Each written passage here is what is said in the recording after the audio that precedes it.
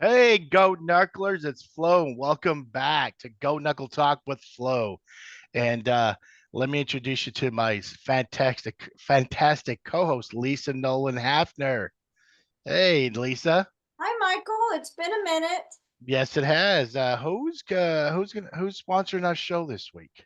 Well, tonight's podcast is brought to you by Farmers Insurance King Agency, that's located at 801 Broadway in this historic building, and it's owned by Sherry King, she took over this long established business in 2020, and they provide all your insurance needs: small group, auto, commercial, life, even Medicare, and they also help with financial planning and annuities. And so, if you have any insurance needs, please reach out to Sherry King at Farmers Insurance King Agency. And thank you Cool.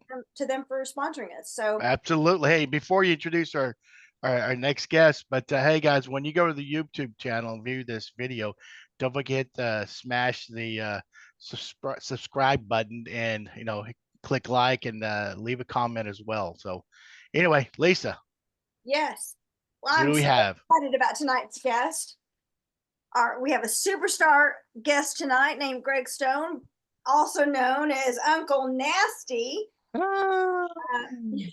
Welcome to our show. First, tell us where you're living. I'm in Denver. You're in Denver. Yep. Can anybody Aurora, actually, but yeah, we're the Venezuelan gangs have taken over. But I'm Yeah, still right. here. I'm a holdout. We've sandbagged and barricaded. It's not that bad. Yeah. It's not that bad. But yeah, I'm in Aurora. Okay. Yeah, that's a really cool area. I used to go through Colorado all the time. My yoga teacher was in Carbondale for years. That's the best. Yeah, And Carbondale is a what? very cool town in Colorado. Absolutely. What class? You're a class of 87? 85. 85. My bad. My bad. Okay, Yeah, 85. Okay, so yeah, 85. you're just 2 years behind us. Yep. Yep. Angry Red, enough said. I That's know, right? Now, you in high school, you were Gregg Harding. Did you? Yes, no, I'm still Gregg Harding. Harding. But Okay. yeah, So just all my legal stuff is Harding. My kids okay. are Harding. Yeah. Okay. Oh, and it's all stage name. Right. Uncle Nasty ripped that off from Uncle Nasty's in Lubbock. Remember that place? Oh yeah. Oh yeah. Advertised on FMX. I was Yeah. going to ask you where you got it It was from. like a BYOB titty bar or something. Was it? Yeah, something like that. I don't remember that one. Then I remember You don't how we remember that, talked about. Uncle Nasty's? No. There Yeah. was Lisa does. one. Lisa Uh, remembers those ads on the radio. I Yeah. never went there. Too young for Well, it, but I remember Curtis the ads on the mentioned. radio. He differs, but he did mention one, and he'll be on the show soon. There's one that's there's near the strip. I forgot the name of Oh, it, the but Yellow well, Rose. the Yellow Rose. Oh That's it. yeah. Yeah, that's Yeah. it. What's the matter? Why aren't you tipping my old lady? That place is crazy, man. We This is one of nuts, the man. The Banditos ran that place. hell yeah, one of the guys I worked with, he had a softball team. He got those guys to sponsor our team a couple of times, and of course we had to go there after some of the games. Oh, dude, I no, it wasn't a pretty The sight at first all. time I'd ever seen a live band um, with naked chicks.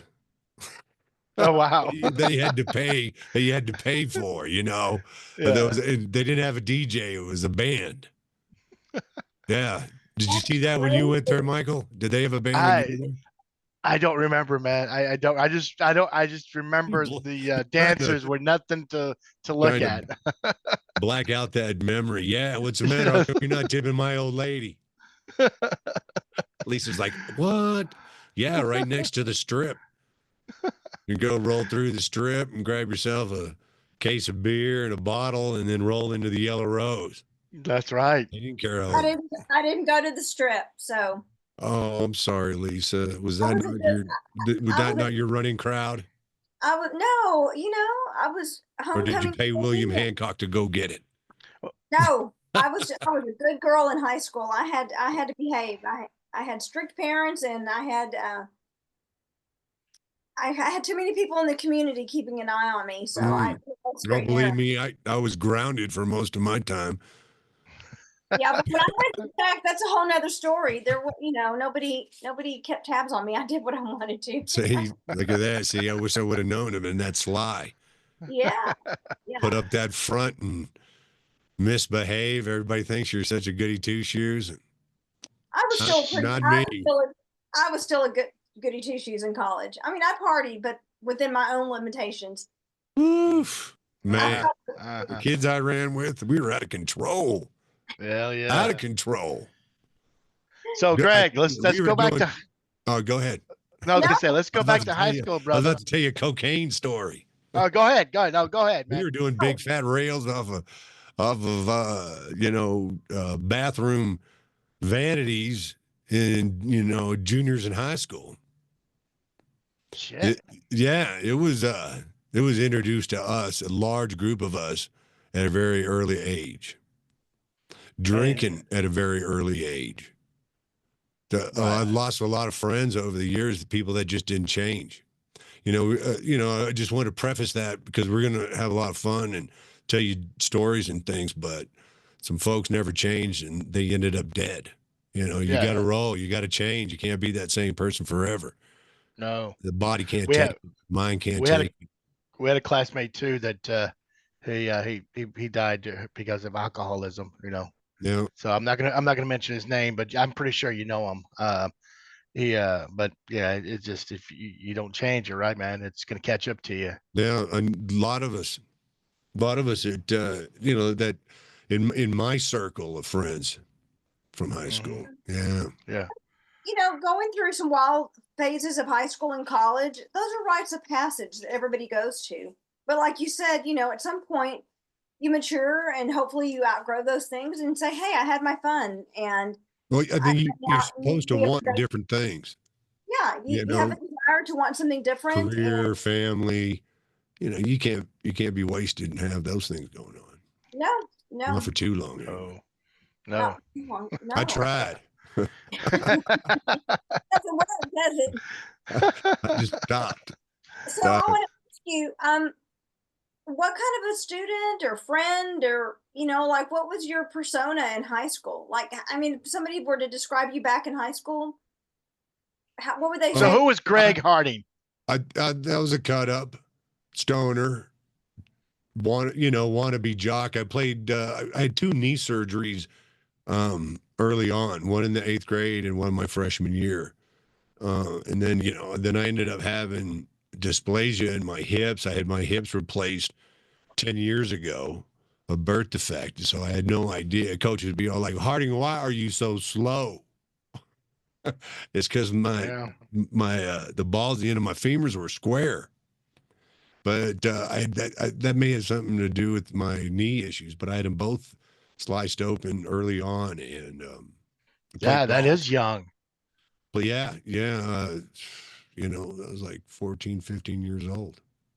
Both of them. Damn. So, That'll derail you for sure. Yeah, I have double hip replacements as well, and mine's Really? congenital. yeah. And I played a lot of sports, and so that really, the wear and tear of that, and I've had 2 knee reconstructions. What's up, buddy? So who'd you hang out? Buds.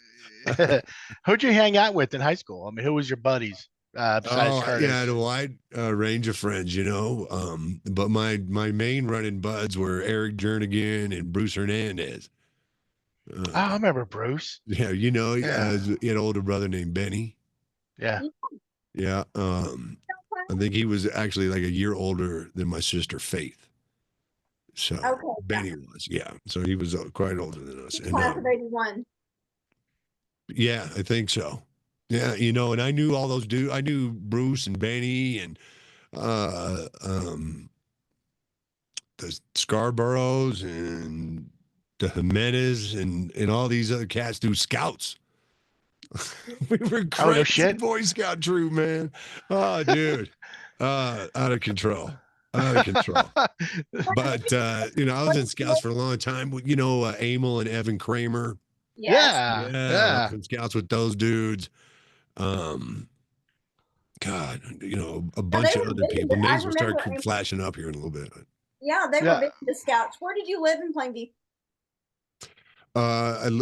Two separate locations, one on 17th Street and the other on Zephyr. Okay. So, yeah, we moved away for a little while my junior year. Like the summer before my junior year, we moved to Maine and then came back in the spring Maine. of '84. Wow. And So going that's back to where the we moved into Scouts. Zephyr House, like by over by where Kiva Black was, and Yeah. Christy A Day was right across the street from me. And I still chat with Christy. She's like the boss of Plainview, Yeah, Mhm. she is. the city manager. Isn't that wild? Yeah. Yeah, we had her on our To help show. save the town. That's a trap, isn't it? Going back to the Scouts, was Dr. Sigler the Scout master, or someone else? No, it was Mr. Ruiz and then Mr. Kramer. Okay. And it was one of the assistants, Emil and Evan's dad. Cool. Did you get your Eagle Scout? My dad was for a while. What? Did you get your Eagle Scout? No, life almost. My personal management merit badge. That, and then drugs and alcohol. Okay, that'll derail you. Speaking of drugs and alcohol, can you share a little bit of the shenanigans you got into with your buddies in high school? Oh, wake and baked at lunch. I'll tell you a story with Curtis because Curtis is a good friend, and I'm sure he tells this story. But we were in wood shop. What was my what year was this? That had to be my junior year, maybe our senior year. And I made this console for my Duster. I had the '73 Plymouth Duster, 3 in a tree, had the Starsky and Hutch paint job, but it was a Duster. But anyway, I was building this console, and I spent the whole semester, the whole first semester building it. And because Curtis and I would go out there and get high right there in the parking lot and just roast bowls, and we'd be taking measurements. I don't know if I got that right. I need to go back out there. I need some assistance. Curtis, we just go out there and spend 20 minutes. Like right in the middle of the parking lot, or like in the middle of the parking lot. Yeah. No shit. Yeah. You never got caught? You never got caught? No, class was going on. Yeah. We had permission. Doug Brown used to live across the street from Plainview High School, and we'd always start the school day there. That was a good idea. Yeah, I mean, I wasn't an exceptional student, but I wasn't bad. I did just more than enough because my parents were pretty strict, believe it or not. So my close friends will testify to that. I spent a lot of time grounded, trouble, privileges, car gone, and then there just came a point where they were just like, you're going to have to learn. Life can be hard, especially if you make it hard. It's hard enough, right? Why add those elements? And then, it took me a little longer than some, but I figured it out. So I can tell you that you can't smoke that shit now in schools today with all those cameras. I mean, there's just no way. No. Now they have police officers on duty. You can't roll through the parking lot. You can't cruise the parking lot, at 25 years of age. Remember that? Don't you think that was weird? All those old dudes that never left town, they would cruise the high school parking lot at lunch. I'd be like, stop, get out of here. It's hard enough. There's enough of us. The competition, don't be. That's like jail baiting. What are you doing? Yeah. It's like and Dazed and Confused. I was gonna say Matthew McConaughey. That's culture. I mean, I didn't think it was weird until somebody pointed it out 30 years later that's odd. And he's like, I guess there's it's more. I don't want to say that. Never mind. Yeah. On that, what does Matthew say? I keep getting older, but the girls stay younger. Yeah. No, but the girls stay the same. The girls stay the same. That's the line. Getting older, the girls stay the same. Exactly. That's Class is fine. All right. Absolutely. All right. Right. So what else? What other shit did you guys do? I mean, how did I assume you got snuck out? Like during Oh, Doug what? Brown taught me how to sneak out, man. You know, to Okay. put the clothes, underneath the sheets. Make it look like there's a body there. My parents knew. One time they stuck like a bunch of cans. So I opened up the back door and like 15 cans fell. Ting, ting, ting, ting, ting. One time they locked the door. No shit. Yeah. I slept outside. That was awesome. Nice. Yeah. What about Faith? Did she cover up for you at all, or was she like, Dad, Mom? No, Faith and I are tight. Nice. And she didn't really get out of hand till her senior year. She was wicked smart, like they say back east. And, Yeah. I don't know what happened. She was doing great in school. She eventually finished, but it took her, she was like on the 10-year plan. But she did double major and she did get it done. And I'm super proud of her. She lives out in Kauai and lives the life she wants to. She's got Yeah. true freedom going on. Good So, for her. Cool. Good for yeah, her. I will, super proud my of her. junior year, I was a junior the first year that I made varsity. And it was only two of us and everybody else were seniors. And so I got to hang out with Faith a few times and, there was some partying going on that her senior year. Oh yeah, I remember once she was out. I don't know what was out. You were really like a fellow goody two shoes. I'm finding out you are not. Yeah, I think that one time, the first time she missed the National Honor Society, she was like, "Fuck it," and that was probably her, her first semester, her senior year. She didn't make it, and so I think because she had to take, I think it was calculus or something that she just didn't want to and just refused, and I don't know. That's you'll have to invite her on the show, but but then I remember she was at this party. It must have been what was that road? And you go out past the highway, past Westridge. You go out there.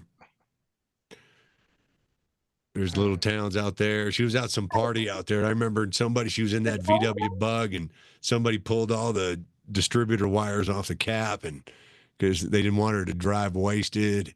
I'll never forget that. Wow. She came home and that was pretty funny.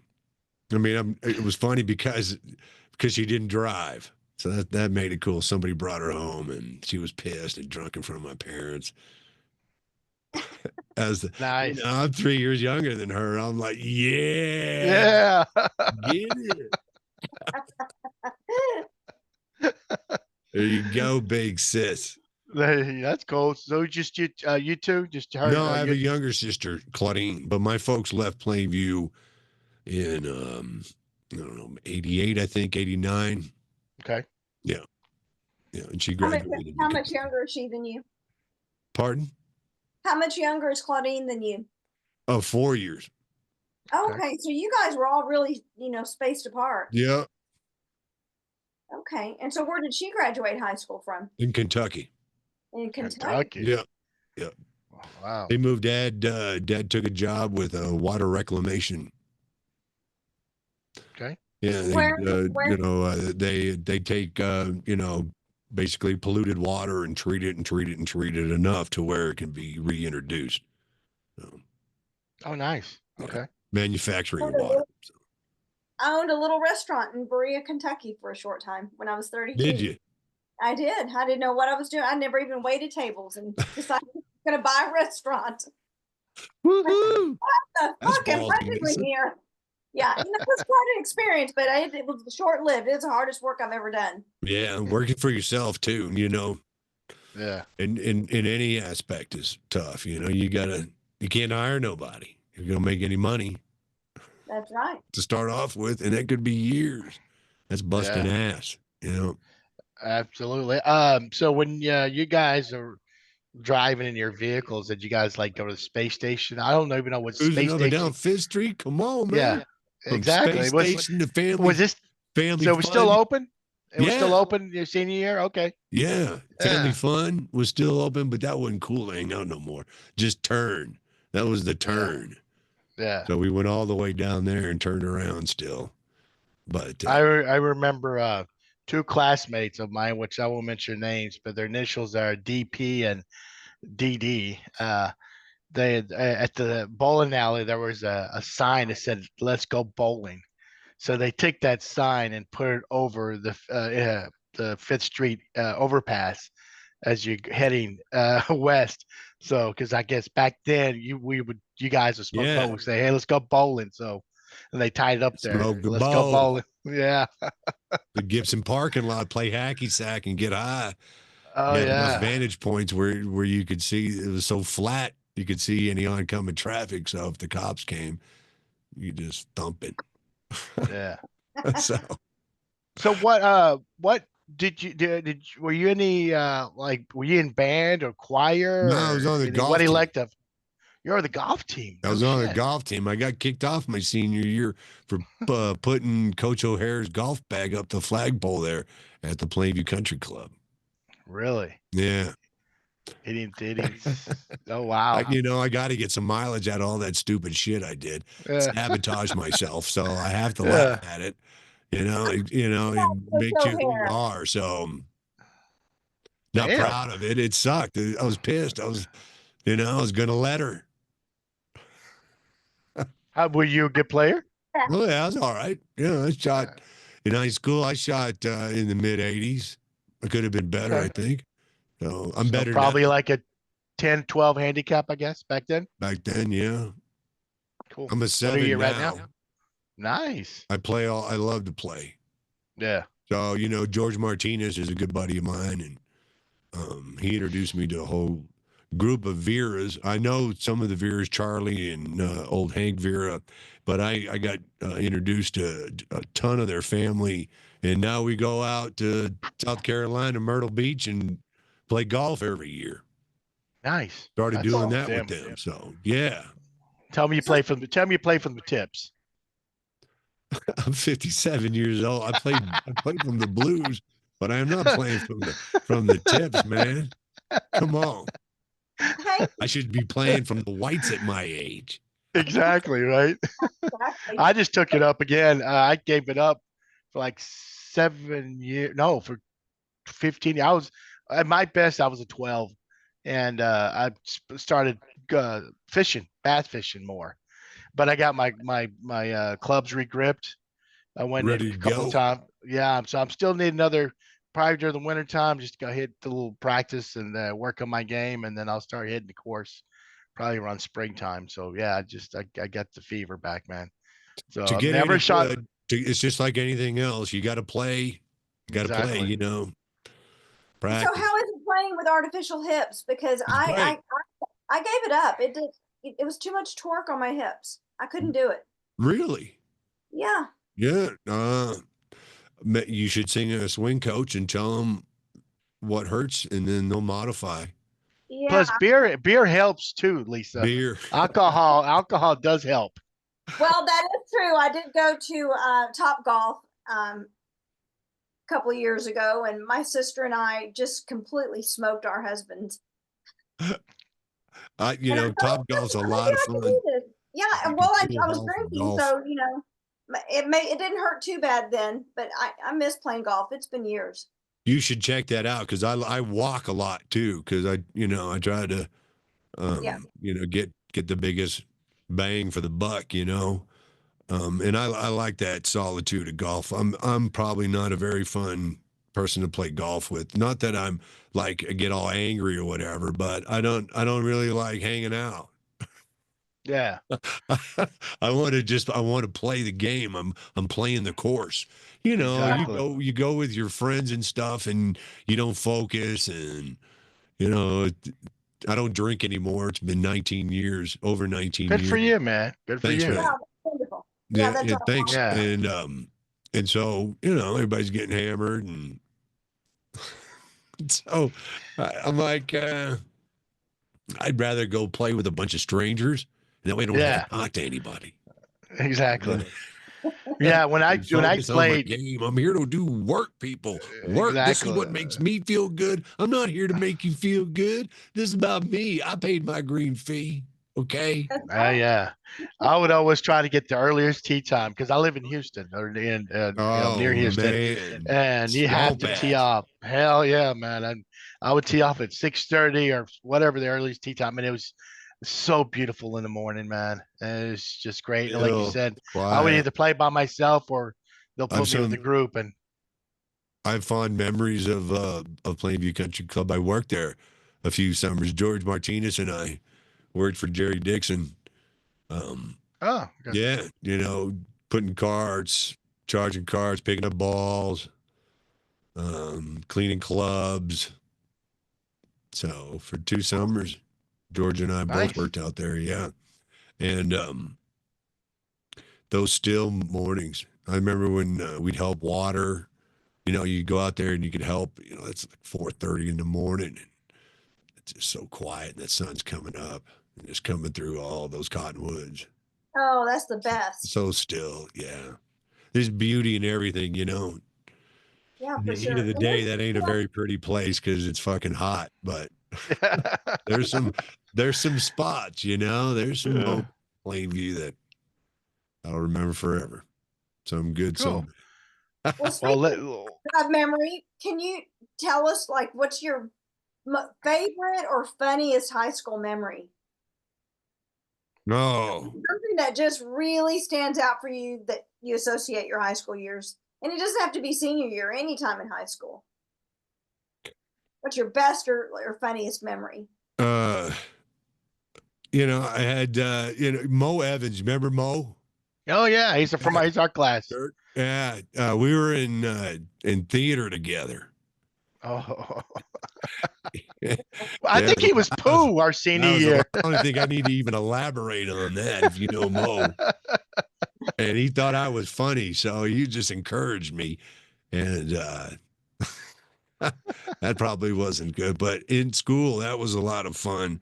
Curtis and I had a blast in shop class. And you still have all your fingers, man? Yeah, I still have all my fingers. That's all. Always a little paranoid. And Curtis played, so he had to focus on his fingers. He couldn't be sawing. I remember somebody got their hair caught in a lathe though, because I remember. God, what the hell was his name, that shop teacher?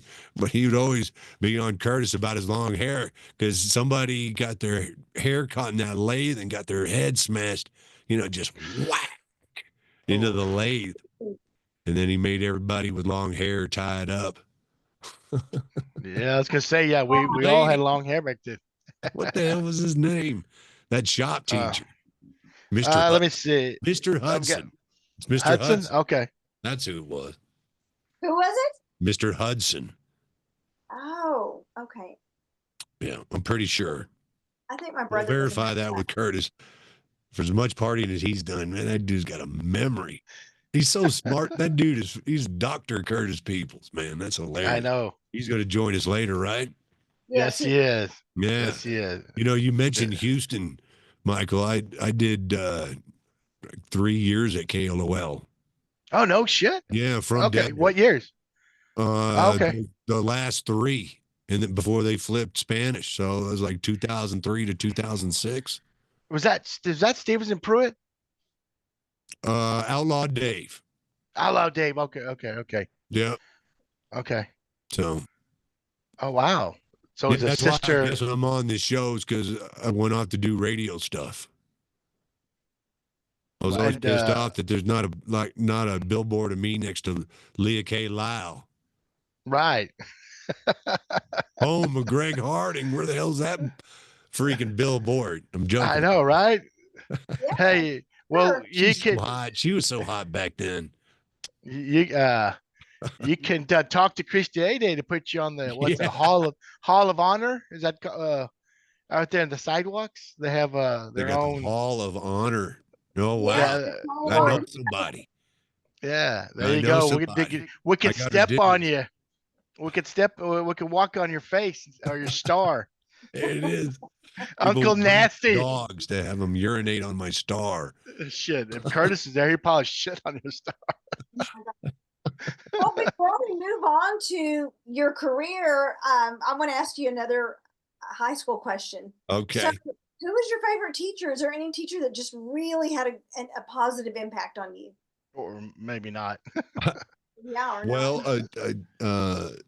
Canterbury, the theater teacher, she encouraged, certain behaviors that some people thought were negative, that she saw the positive in me.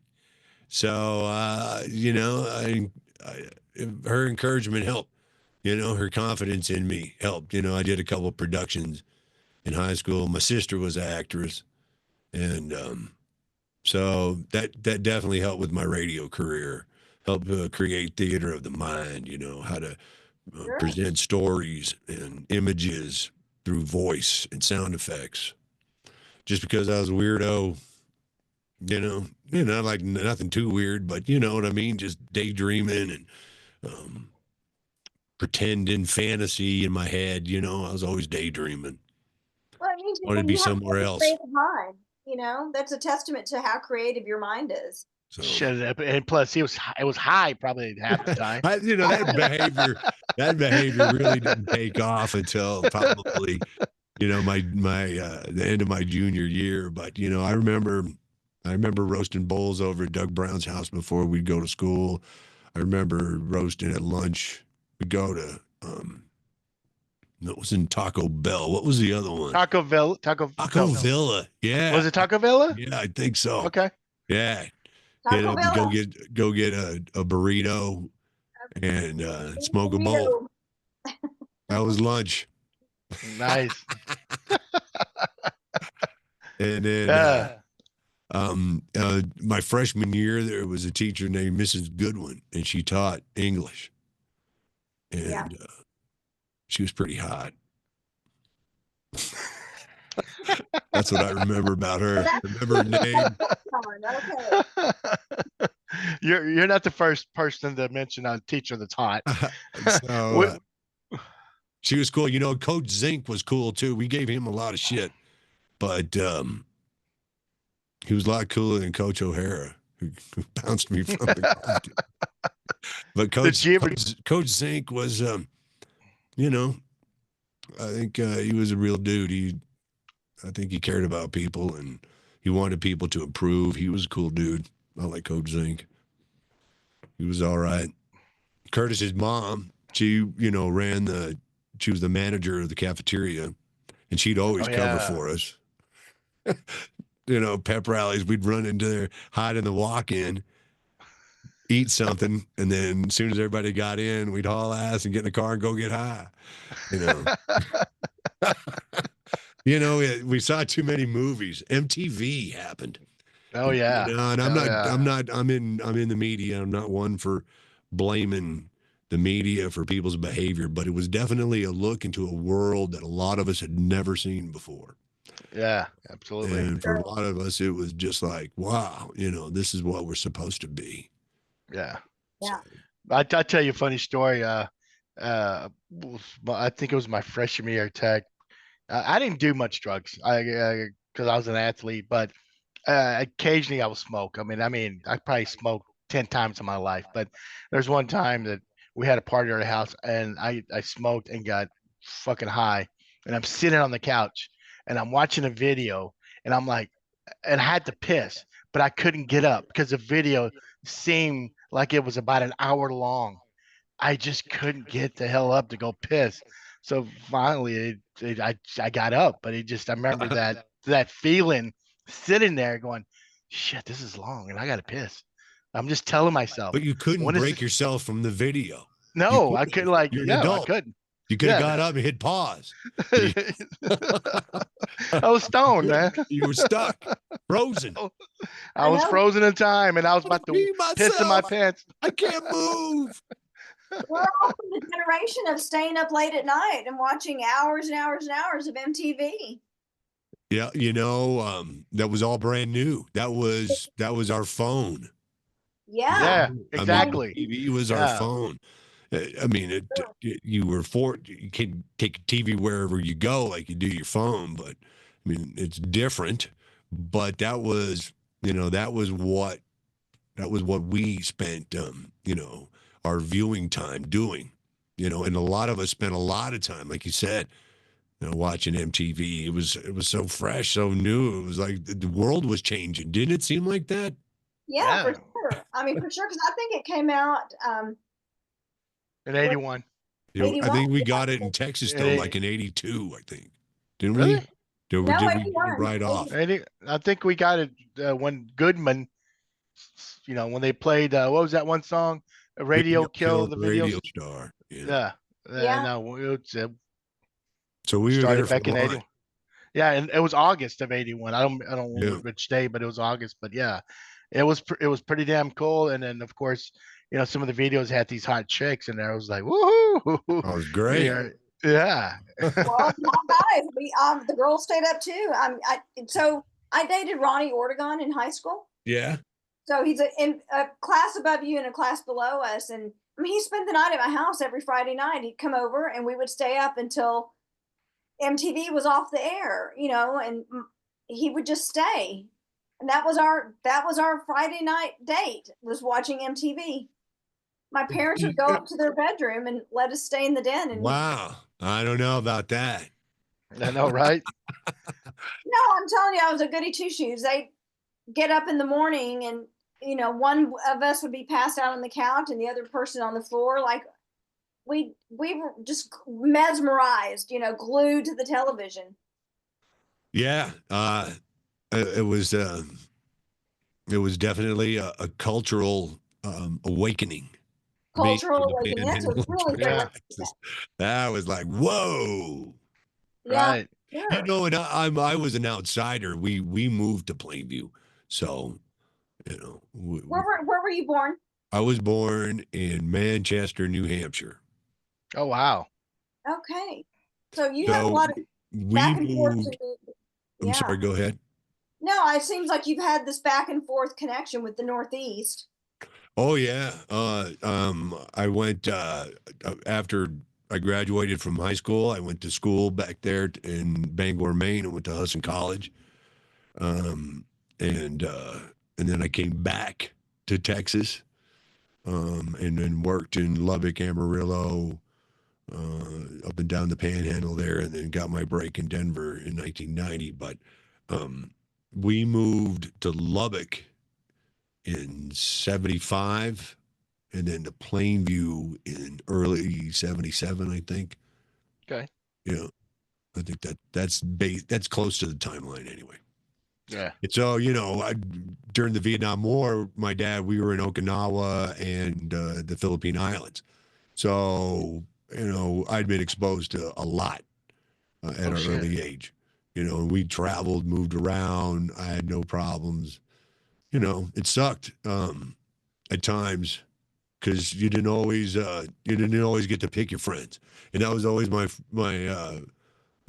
parents' big deal. You know, don't let your friends pick you. You pick your friends. Well, you know, when you're the new kid all the Yeah. time, you know, and you just, you know, you're looking for somebody to play catch with, something, you know.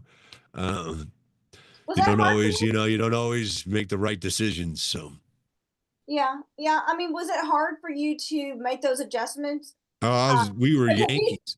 exposed I to don't these think other. there's probably a few of you who still don't accept me, but That's you know, not we were true. I Yankees. mean, but you know, coming to a small town in West Texas after having other experiences that are more broadening, I would imagine would pose some challenges. You're probably thinking, "What the fuck? I'm moving to Podunkville," you know? Well, it was a little easier on me, you know, because I was still single digits.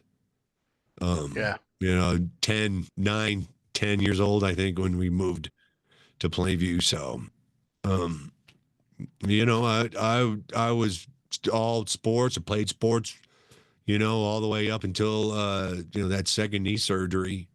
And I think that kind of dictated my path. At least I let it dictate my path. Um, and it turned out all right. So, you know, things happen for a reason. But you know, what was I talking about? We're talking about if it was hard to adjust to Oh small. yeah, so you know, playing sports helps people blend in, and you know, I wasn't the greatest, but I wasn't the worst. So you know, you blend in, you start making friends. You know, Yeah. somebody's coach sees you as an asset, then somebody else might see you as an asset. And you were a tall dude, I believe, like 6'1". Yeah, yeah, I'm 6'3", but I didn't get Okay. tall in my junior year. So Okay. All yeah. right. Was MTV kind of the reason, or what was the reason you wanted to become a DJ? This goes back to in Maine. So Okay. before I moved to Texas, this was after we moved back from the Philippines. I played hockey. You know, my dad was a big hockey guy. My kids are hockey kids. I picked up the sport again some 20 years ago. But a big hockey kid, big hockey family. And we were in Randolph, Massachusetts. And we were playing in this big tournament. And I was a goaltender. And I'd come out and we were watching this guy broadcast in like a mobile trailer, AM radio, sports station. And during the commercial break, the guy saw my bag and everything, and my parents weren't there. They were somewhere else. I think I was going to the bus to throw my stuff on. They had come down to spectate, but the team had gone down on a bus. And he goes, "Hey, you want to come and be my guest?" You know, and Oh, I'm nice. I'm 7, 8, and he says, "Let me talk to you about the tournament." So I went on the radio with him, and I think that probably had some huge influence on me. And then Wow. I thought it was hilarious.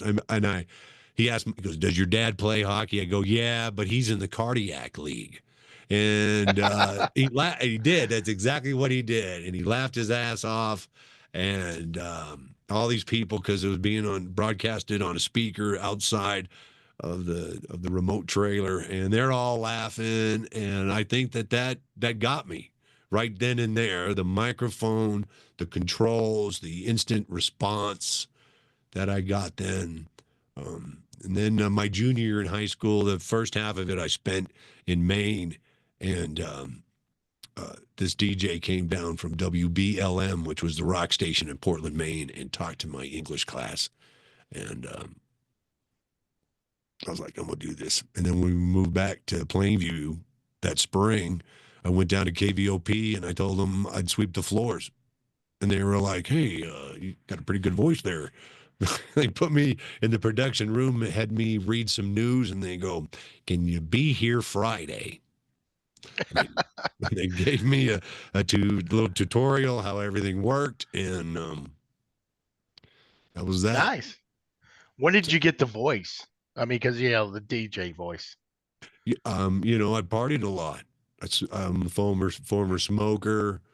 Okay. Um, you know, I used to have this crazy. I was an asthmatic kid, and I had this crazy laugh, and it was like this wheeze laugh, and it was so freaking loud. And we'd go to the movie theater, you know, the old Granada Twin downtown Oh Plainview yeah. Oh on yeah. you know, Friday, Saturday night. Friday night was the night that all the junior high kids would go, and um, I'd start saying there'd be something that I'd see, and I'd start laughing. Everybody knew I was there. You know, I'd hear Dino Almendarez being like, "Greg," because wheezing. That's cool. Oh, You know, uh, I was young, and KVOP had a thing where you pay like $40. I remember I paid $40 out of my own pocket, and it was going to help us learn how to be a DJ. Well, nothing ever happened.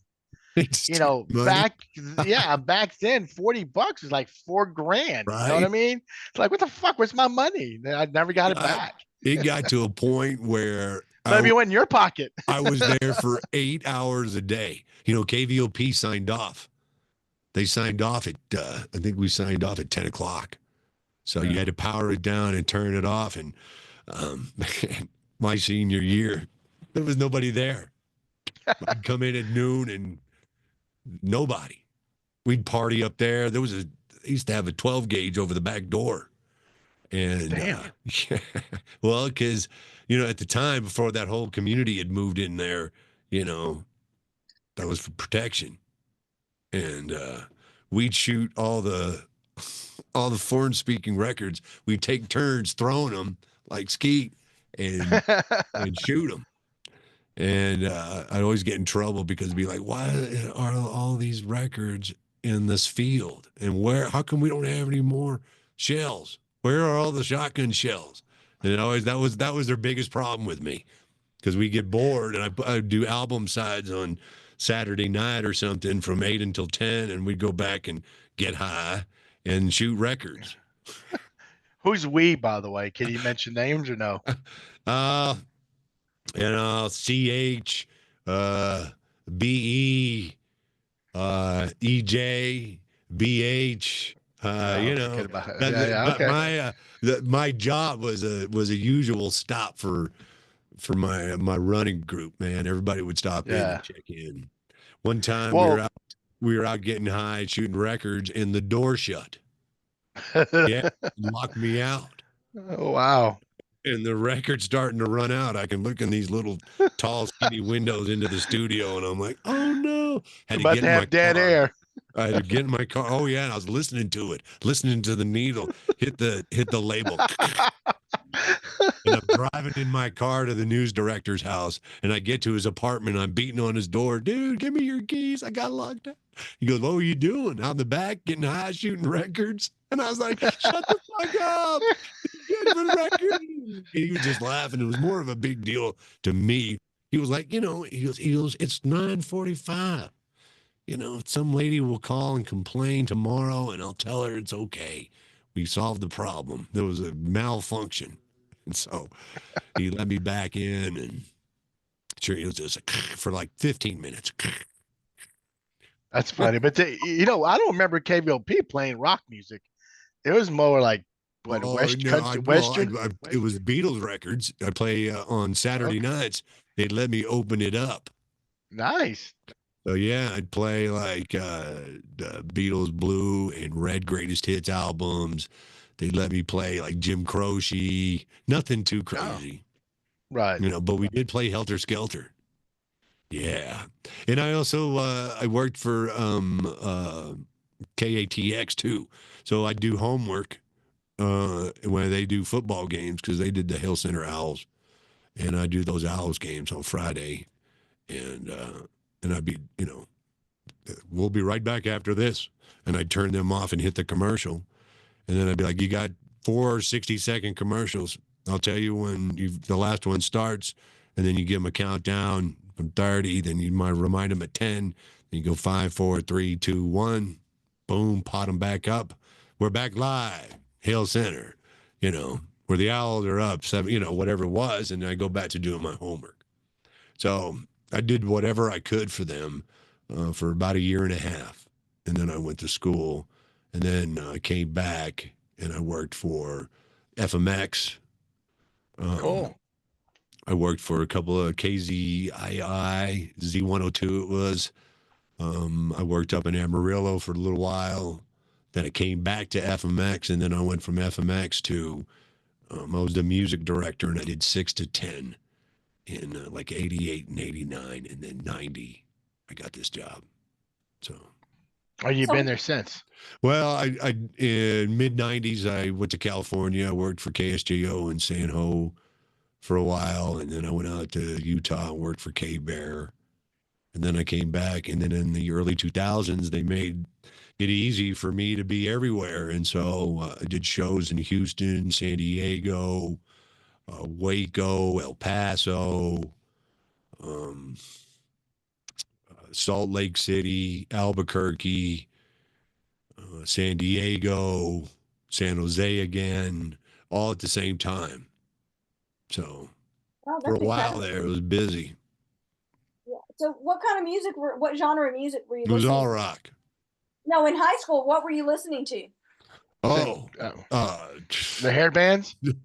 Maiden, Metallica, Priest, Saxon, you know, and all the cool classics too. Sabbath, Zeppelin, you know, even the Stones. You know, I had some good teachers, Ted Culp and Trey Beasley, and my sister. You know, Ted Culp and Trey Beasley had, well, Trey had an older brother and sister who were way into music, and his dad was a big country music guy. Like an amateur musician who knew a lot of pros. He knew the Abbotts. I got turned on to Pantera because of Trey Beasley's dad, inadvertently, because he knew Dime and Vinny's dad through the country music scene. And he brought home these records for Trey. And that's how we all got turned on to Pantera, even before they were signed. This is, that's got to be 84, something like that. So, That's cool. And then Metallica. I remember hearing Metallica for the first time going, where the fuck has this been? Wow. Yeah. Blown away. You know, Ride the Lightning, Master of Puppets. Master of Puppets is 86, though, but Ride the Lightning and Kill 'Em All. Black Sabbath. You know, I was raised heavy Catholic. And them Black Sabbath records scared the shit out of me, man. Those first three, a lot of doom and gloom in them. But I loved it. I loved being scared. So. Same here, Greg. Same here. I'm like, oh, I can't listen to them. Hey, I just text Curtis. He should be coming on pretty Okay, soon. it's been an hour already. Yeah, it has, man. Yeah, we're definitely gonna talk about the you know, some of the promotional stunts you've done. I mean, Curtis did mention a couple of them, but I want him and you to talk about it whenever he gets on. You know, and those years were way out of control. Yeah. Yeah. Those were we thought we were rock star years. I assume you had long hair back in your earlier years. Yeah, I sure DJ. did. Yep. Okay. Yep. And then I Who's was bald for a while, and then I grew it all back. You know, in the early 2000s, I've had several bands. You know, Okay. so. Well, before he gets on, what's some of the famous musicians you've met in your career? You know, anyone from, you know, David Lee Roth to Jonathan Davis to Chester Bennington to Chris Cornell. Oh, you Cornell? So, yeah, you know, I was there. I helped bring that music. You know, I didn't create it, but I played it. So, you know, and part of promotion is talking to people. You know, Eddie Vedder, James, Lars, Jason Newsted, Kurt Hammett. I mean, all those guys in Metallica I've talked to several times over the years. Those guys are pretty cool. So I used to work at the Oakland airport, and I would check them in all the time. And Lars was always a good organization. Yeah. He was always very kind and very sweet to me. I was a customer service supervisor for Southwest Airlines, and he'd always come by me and get checked in and stuff. But Chris Cornell, may rest in peace. That was my dream boat. Yeah. I think everybody. Well, let me ask you this: is there one musician you were just in awe? I mean, I know you met them all, but is there one particular one that you're like, oh fuck, I'm really meeting this person? You know, my very first interview was Bruce Dickinson of Iron Maiden, and that was tough. It was hard because I mean, I was more of a fan than I was a radio professional. You know, I mean, I hadn't done any time really, and I cut that one all up. You know, thank God it was pre-taped. But you know, Eddie Van Halen I did a couple of shots before I went and talked to Ed. Back when I was still drinking, I talked to Ed. I talked to Ed on the phone a few times before I met him in person. So over the years, and then I met him for the first time in '96 in San Jose. So great interview, Cool dude. Nice. Huge Yeah, idol. may he That rest in music. peace. That, I thought I had this really profound statement. I was like, that first Van Halen record changed my life. And he goes, Yeah. it changed mine too. I bet. Duh. Oh, that was stupid. Where's the beer? Is he not on yet, Lisa? Oh, yeah, it's on. You want me to bring him on? Yeah. Yes, of course. Well, there's your boy, your buddy, Doctor. Curtis Peoples. The doctor's in the house. Curtis. What's up? There he is. Doctor. Where you at? I am the Tulsa King. That's Tulsa behind me. Is that the cops? That's the Performing Arts Center behind me. Oh, okay. Okay. I thought I'd All give right. a little light show to the Goat Knuckle with Flo. Yeah, there's a pole there behind you. So what kind of show are you gonna give us, buddy? I don't know. I'm on the 10th floor. I hope it's not the same kind of women from the Yellow Rose. I watched Curtis beat this dude's ass once, or not really beat his ass, but almost shoved him in a skirt one Halloween. Curtis was all dressed up like a chick, and this dude was giving him shit. And Curtis, It was Yoda. I think we talked about this last time, maybe. Yoda. Yoda was giving you David shit. Fletcher's, yeah, David Fletcher's party. Curtis kicked Yoda's ass in a skirt. It was awesome. Nuts flying everywhere. Teabagging Yoda. And I was making out with this girl. She was a nurse.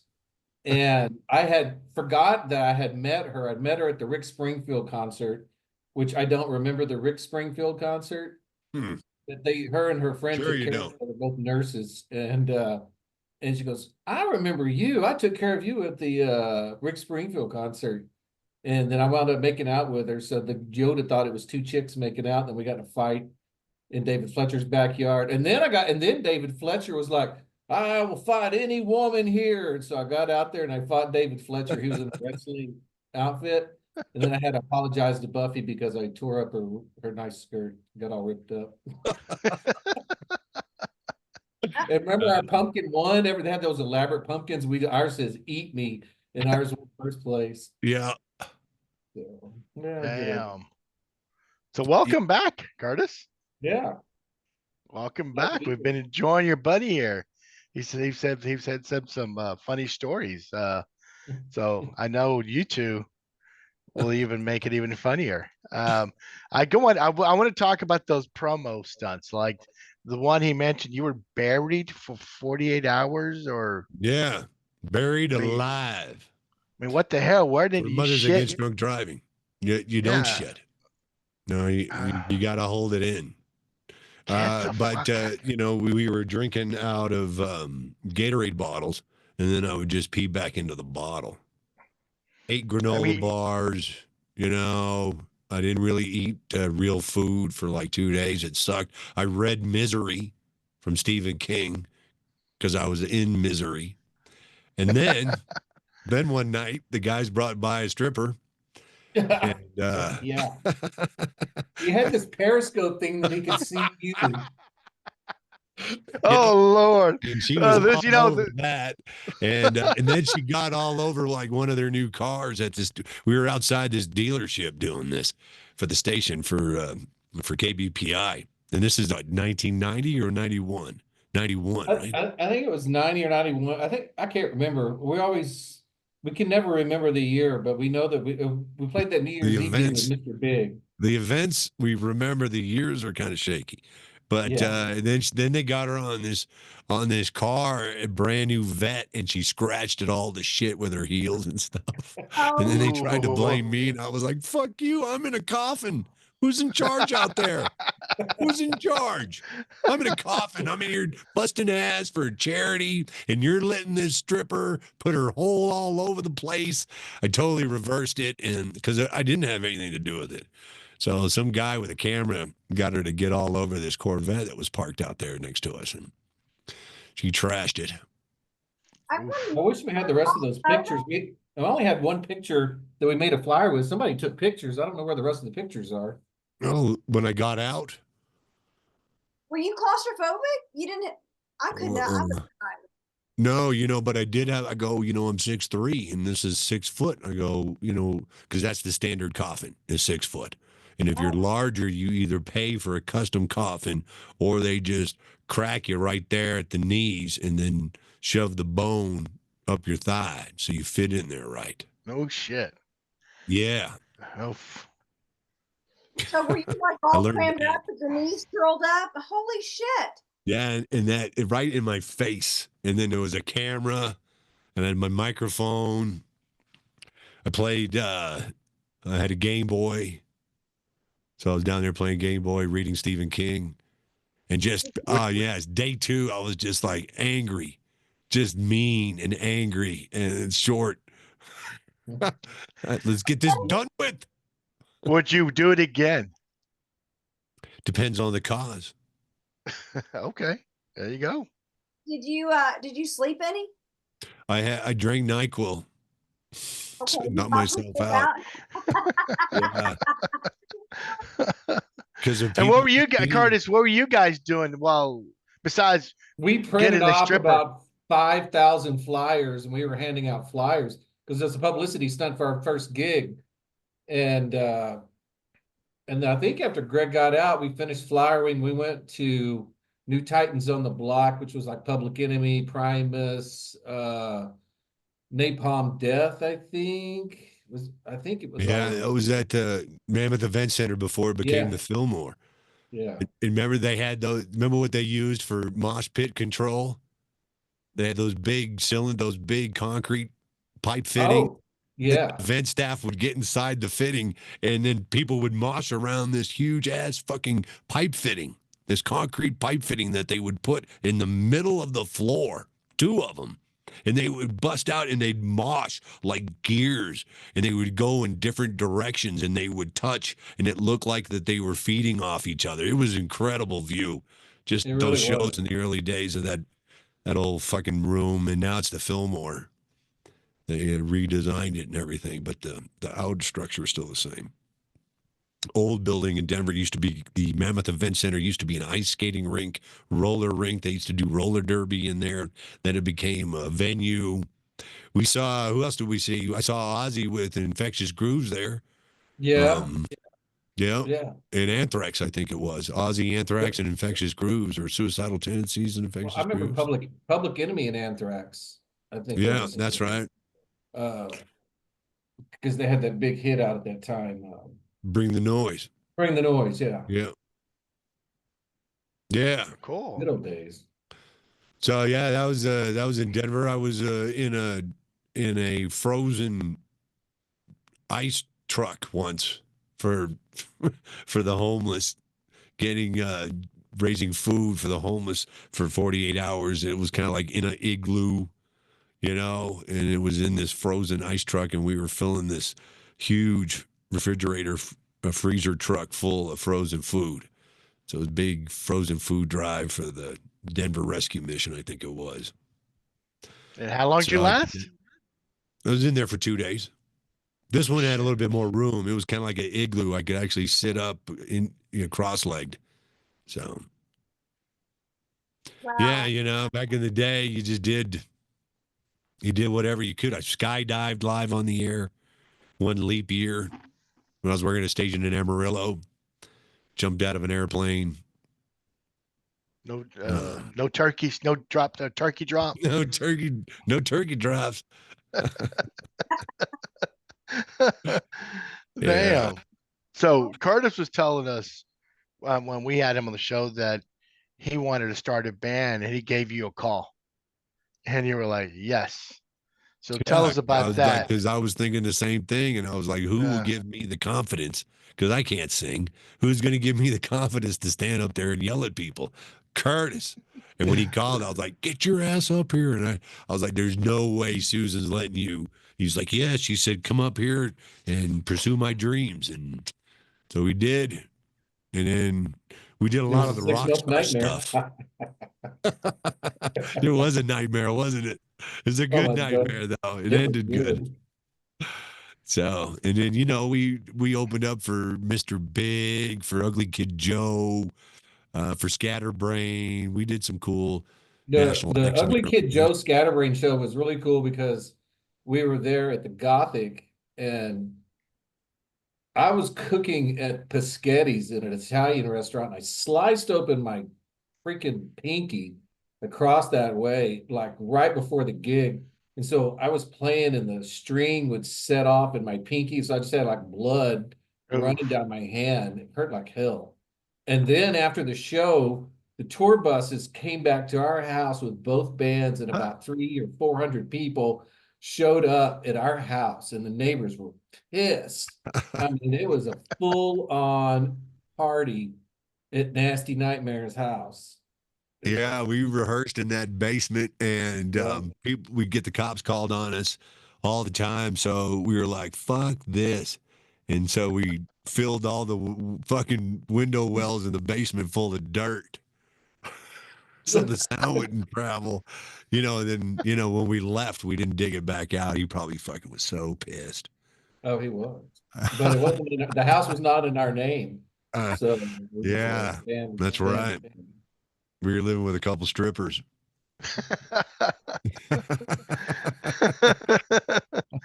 Now I think Lisa's cousin, what was his name, Lisa? Jerry Serrano. Yeah, Some of you guys played with him, right? I have just in love. I met Jerry in Lubbock. Oh, he didn't play with you and Greg? No, he's No, younger. no. Okay, okay. He's younger than these guys. Right. You No, I met know, Jerry in Lubbock. we were a metal band too, so Yeah, we were shock rock all the way. yeah, we were Yeah. performance rock, I like to call it. Yeah, There I you like go. that. We're performance rock. I'd hang myself. We'd start. Has it right. It's shock rock for sure. Hey, when's the last time you guys saw each other in person? Was what, a year ago when you moved, right? Yeah, because you came down, we went to the studio, and that was May of 2023. Yeah, 2 years ago. So coming up on 2 About years. 18 months, yeah. And then So what do you guys do at this age when y'all met up? What fun shit did Well, y'all we do? went and saw music. Then we recorded some music that Curtis had written. And then we loaded up his trailer. I had a farewell gig at a barbecue joint. Yeah. And some friends came out and I just played some tunes and had another friend come out and I think she played a little bit, Heather, and yeah, then we just loaded up and Mark Lanston came over and my car was too full. So I was giving Mark stuff like, here, take this, man, Right. take this, because I can't get any more stuff in the trailer. And then I couldn't get any more guitars in the car. So I called this guy that was a bass player and I traded him a bass for studio time. And then we just drove away and I dropped the trailer at Greg's house, went to the airport, picked up my daughter, and I took her to the Melanie Martinez concert, I think at the Fillmore. Yep. Yep. I dropped you guys off at the Fillmore. Yeah. Which That's the last we time I saw you? I think so. Yeah. And then one of Curtis's daughter moved to Denver. So Yeah. Okay. So are Well, looking I was forward going to ask. meeting him some more. Yeah, Curtis, or Greg, when did Curtis ever come on your show? Any of your DJing gigs or on the radio? I did. Tell him about that FMX story. There you go. You and So Ted.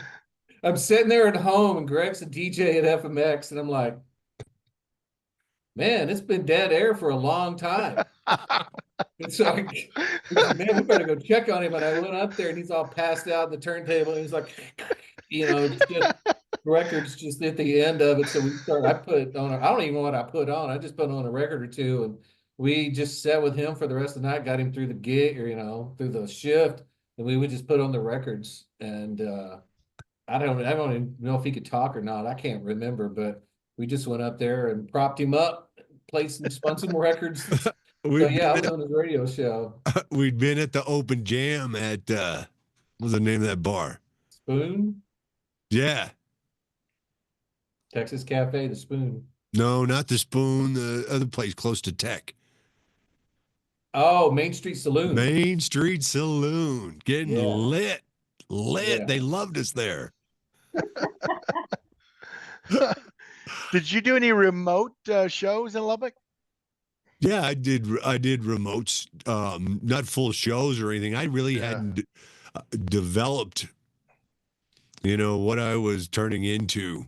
I guess it was starting there when I did overnights, that first run at FMX, because I started putting a lot of people on the air, talking to folks, doing, subject matter and stuff. And Then you went to become Beaver Travis up in Amarillo, right? yeah, then no, I got fired. Remember, I was getting a blowjob, and my boss, Yes. Was it his wife? Was this the walked- boss's wife? I wish I would have made it so sweet, but no. A listener, and he walked in, and that was Was that his last Jerry? straw for me. Let me go, and then I was living with my folks in Kentucky for about a month, and then I came back and I got a job in Amarillo, and I was a beaver trapper, Beaver Travis, So Beaver Travis. And Beaver that's when you Travis. started doing stunts because you did a bungee jump out of the balloon. Yeah, and then I did that skydive on leap day. Yeah, Yeah. I started doing all that stupid stuff. trying Man, to I hope get you have I hope you had life insurance back then. nice 20 years old. Come on.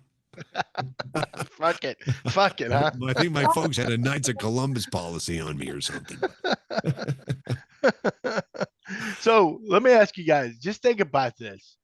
You guys are sitting there in high school getting stoned as fuck. You're fucked up. You're looking at Curtis and you're like, in 40 years, this guy's going to be a doctor and PhD. And the same thing, Curtis, you're looking at him going, this guy's going to be Uncle Nasty on the radio show. What the fuck? I'm sure I was easier to predict than the PhD. But I always knew Curtis was smarter than the rest of us. He may not admit it here on this forum, but personally, he's told me he thought he was smarter than all of us. Yeah. What, he kept calling you guys dumbasses? No, I got the utmost respect. He's a great human being, good friend. We've remained friends since the 7th grade. Yeah. We've got Well, some how'd y'all meet? memories.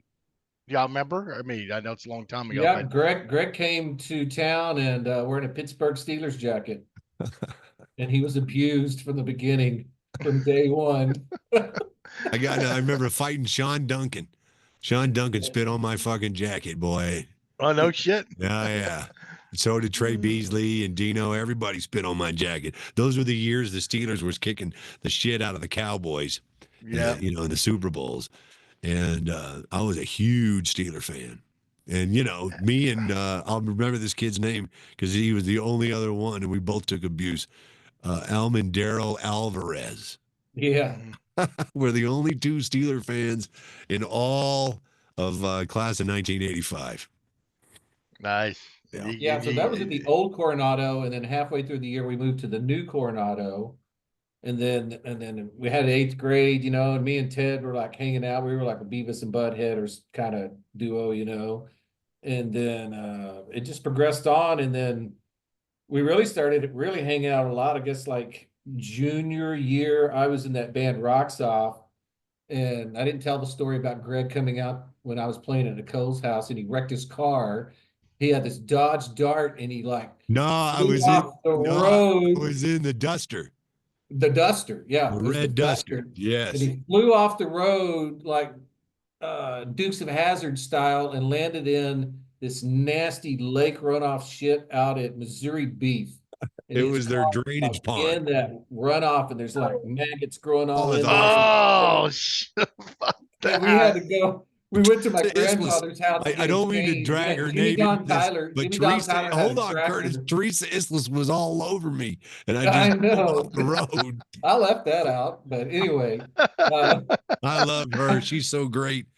I know. We had to go get his car out. So we get Jimmy Don Tyler with his big John Deere. And we needed a chain. So we go to my grandfather. Oh. And my grandfather's like, you boys don't bring my chain back, I'm going to call the sheriff on you. And you're like, we had to wade out into that Mo Beef Oh, Test the stuff and hook up that car and pull. Oh yeah, Yeah, and then yeah. yanked So it that was right like a out. junior, senior year, and we were taking shop. It took us all semester long to build this wooden console for the duster. I told the story earlier. yeah, it's because he said you guys kept going out and discussing shit, but smoking pot. Oh, I think we're 16th inch off. Yeah. Give me a hint of that. And then we'd get in that duster and go to New West to 10 cent drink night. Oh Oh yeah. God. Mo Evans They would let us. Mo ran the door. Mo did Evans. he? Mo was the I bouncer. Yeah. I went to New West, but it was open bar back then. But I don't remember Mo being the bouncer. This is Huh. what, 85? That was around 84, 85. No, it'd have been Okay, 85. I was It was I was doing 85. I was Summer 84, of 85. 85. okay.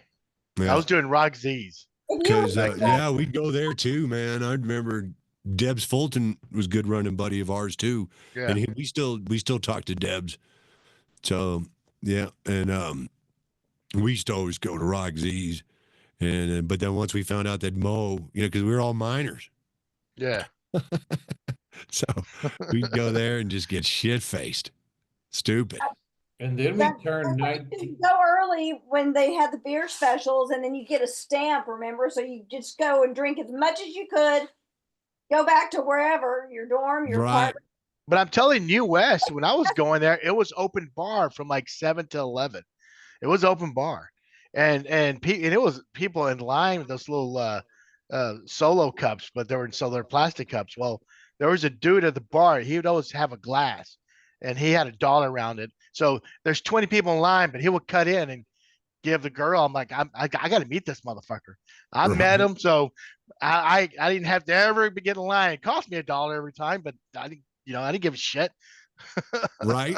I didn't Just give. a buck. Not like Yeah. you were Oh, paying for the drink. I'll tell you a real quick story. I got, of course, wasted many nights there, but there was one night I got really totally wasted, and I was making out with this chick, and I had a softball game. I was playing a lot of softball then. Well, she goes, "You coming over?" I'm like, "Yeah." So as we left the parking lot, she went this way. I went this way. I went the other direction. I went home, went to bed, woke up. We had a game like at 8 or 9, still drunk. I said, "Coach, I can't play."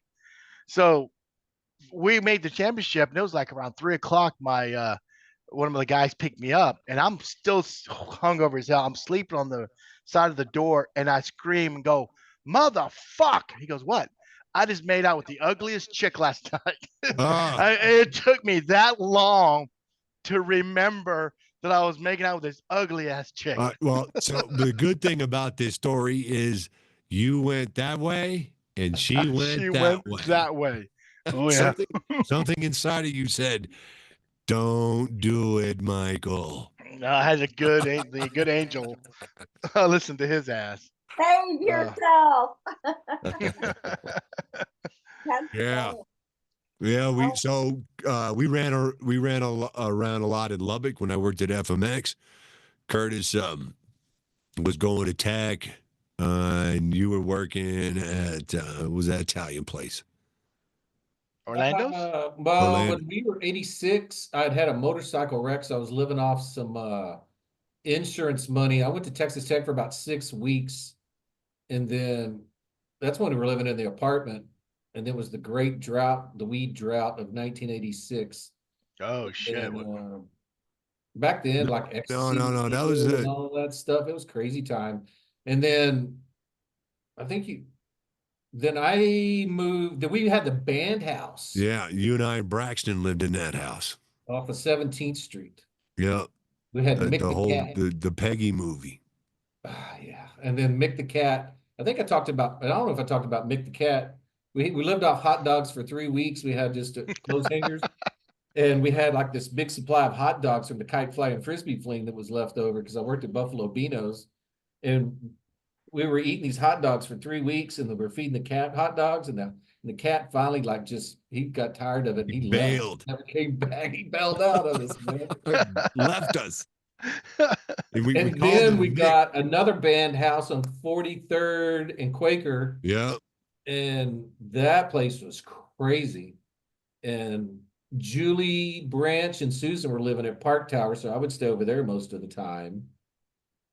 And then I think you moved, and then Susan and I had that house like on 26th Street, and you moved back from Amarillo. I think were living with us on 26th Street. And that's when Derek I D. lived Berry was there. coming Geez, around because I I was lived on working your at the couch metal for factory. I was working at a metal factory, and then later went to and then when I quit the metal factories, when I came to Denver, because they wouldn't let me be the laser shear guy. And that's when I called you and I said, "Hey, let's start a band." And you said, "Hang on." And you go, "Yeah, I called Fast Eddie Lopez, and he's in." I think that's what they called Ed back then. Yep. Yeah, that was his nickname, Fast Eddie Lopez. And but that's right. I lived on your couch for like 6 months, didn't I? 4 months, something like that. Yeah. Damn. Yeah, that was crazy too. You don't have Shit. time for this, and we'll just sound like a bunch of wasted youth.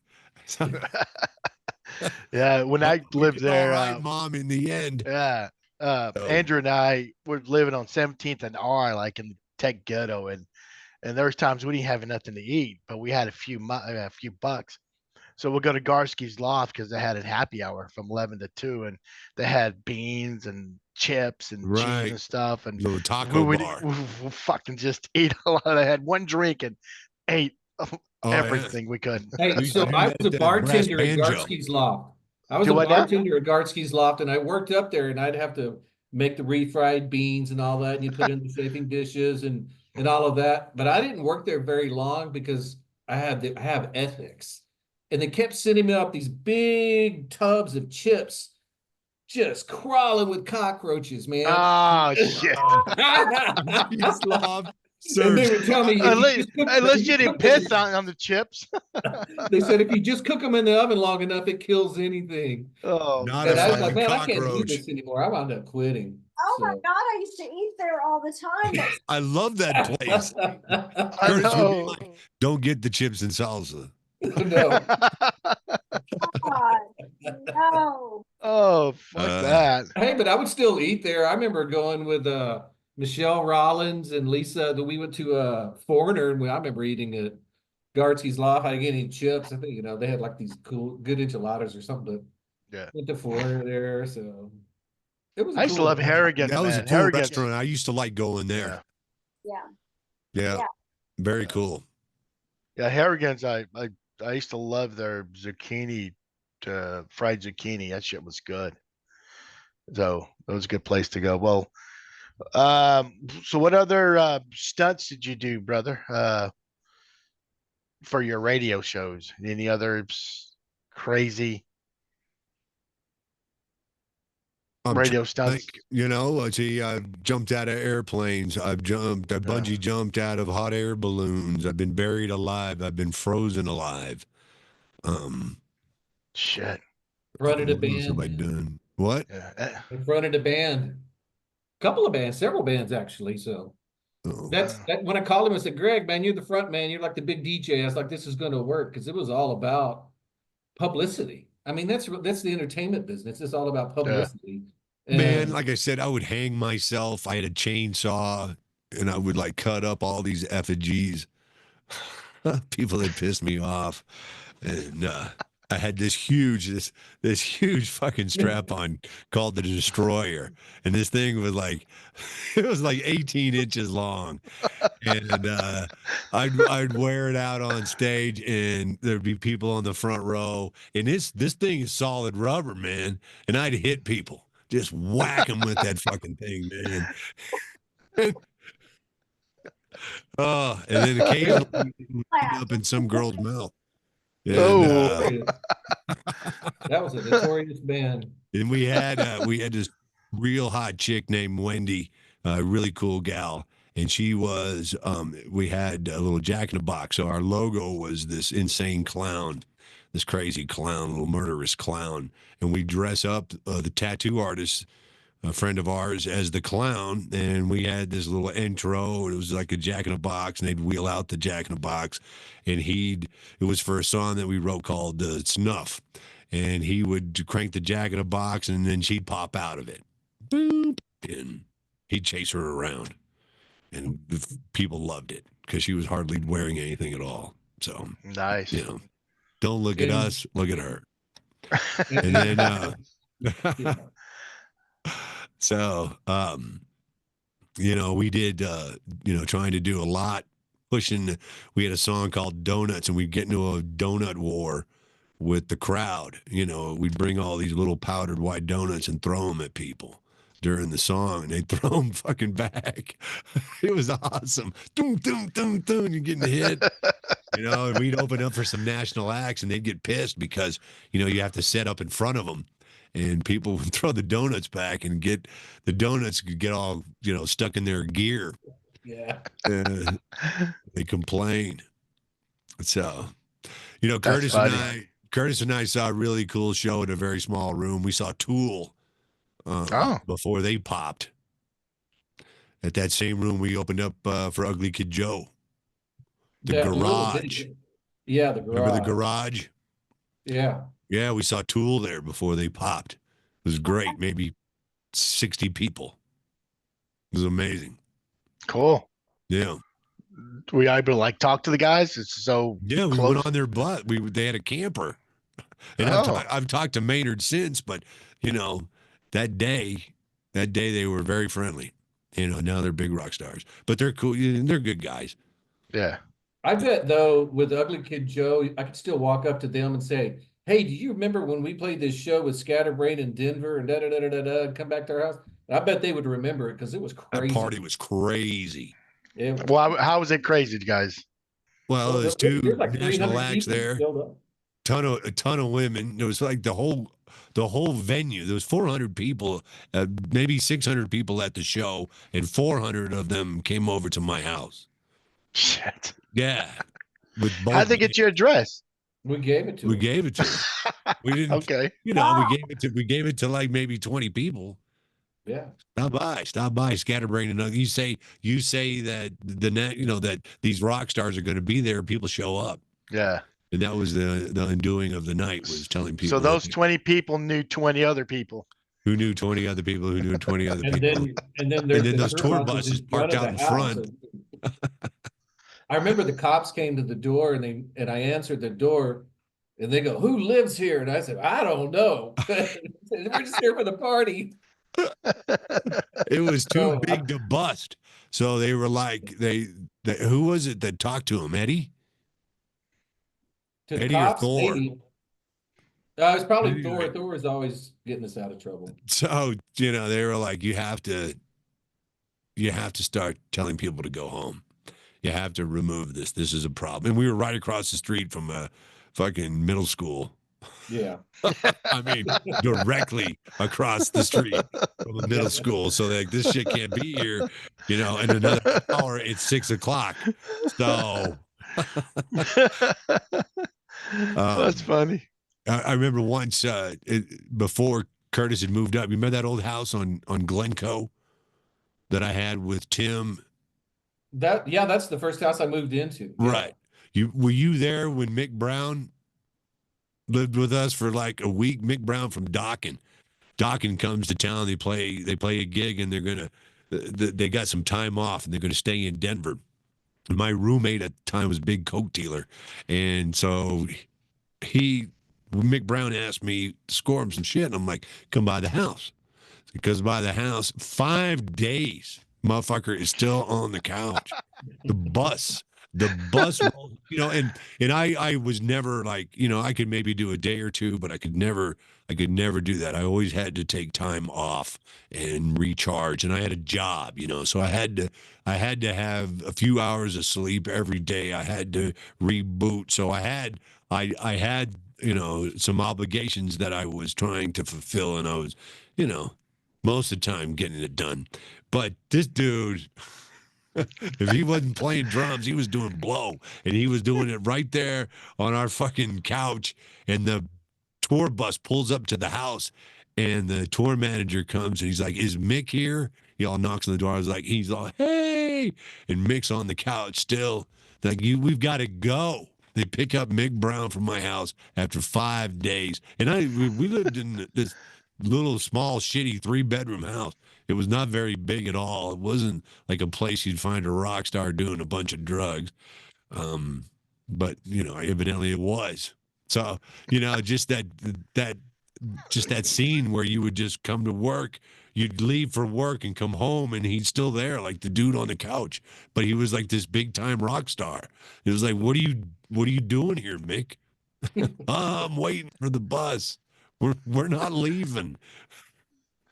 And my roommate thought it was so cool. He's just feeding him Coke, whatever he wanted, you know, telling Shit. people, come by, watch Mick Brown get my Coke. Yeah, we went from, I lived there for like a week. So I moved there to start the band. We lived there maybe a week. And I remember that very first day going to Bengals to the volleyball tournament for all the strip clubs. All the girls had the volleyball tournament. That was the first day. It was crazy. And then we moved out to Colfax and Steel, and there's like 12 of us living in a 2-bedroom apartment. And Oh then, my God. and then Oh, from it's there, crazy. no, we moved. Didn't we move into the house across from the middle school, and then we moved to the No, we were studio? at Colfax and Steel with Lonnie and Skeletor. I can't remember her name, but we called her, and it was that 2-bedroom little Colfax and Steel apartment. Yeah. We're all living there. And then I remember going to the store. We Skeletor. got a limo to do something. You were doing something. We all got in a limo. We thought we were rock stars. After 2 weeks, we kind of were. And then we got the house over on Dover just soon after that. And that's Okay. Slim house. Yeah. I'm glad you're here. We know the Keep events, that but we don't know timeline the together. years. So, but did a lot of great shows with Curtis. We definitely pushed boundaries. Definitely. Did you guys? Did any of the? Okay, I know you mentioned the powdered donuts, but any audience throw something to you guys, and you got pissed and did a Axl Rose and jump off the stage and do a flying sidekick? Dude, you're a horrible person. Oh man, yeah. So I was at Guns N' Roses Metallica at Mile High Stadium.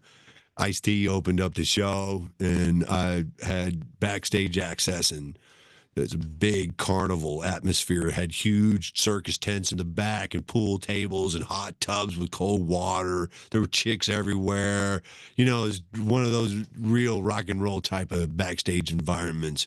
And I got shit-faced. And Curtis had already left the band, and he was back in Texas, and we had his replacement, Greg Gladman. And we had a gig that night. And, you know, out of thank God, an angel, I was getting in my truck and I shouldn't have been driving. And this voice out of nowhere, this buddy of mine, hey, where you going, Greg? And I turned around, and this dude I knew. And so I just left my truck. I said, you got to take me to the Broadway. We got a gig in 40 minutes. So he takes me to the Broadway, and I don't know if I want to tell this story. Yeah, it's pretty bad. It's pretty bad. I'm wasted, all right. And so I had this fascination with Jim Morrison a good portion of my life, and I thought that it would be cool to push some boundaries. So You pulled your penis out. Please don't say that. Out, and I started and someone threw an ashtray on stage and nailed me right in the forehead. Oh shit!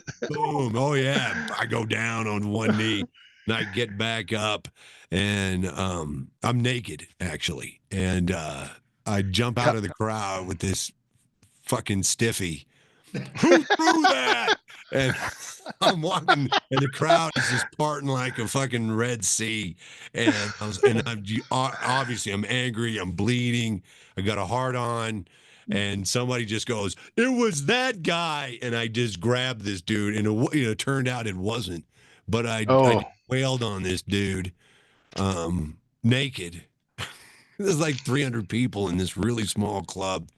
And then my guitar player, Fast Eddie Lopez, walked off stage, and he was like, "I refuse. I will never play with you again, you fucking sicko." I can hear him say, "You He finished the sicko." set though. He finished the Yeah. set on the side of the stage, off stage. I put my Oh pants back shit! on, of course. Getting hit in the head with an ashtray sort of wakes you up. Did you have to get stitches?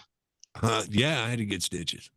Oh shit! So Hey, and glass ashtray. did What's that, Eddie Lisa? did Eddie forgive you and come back and play with you again? Yes.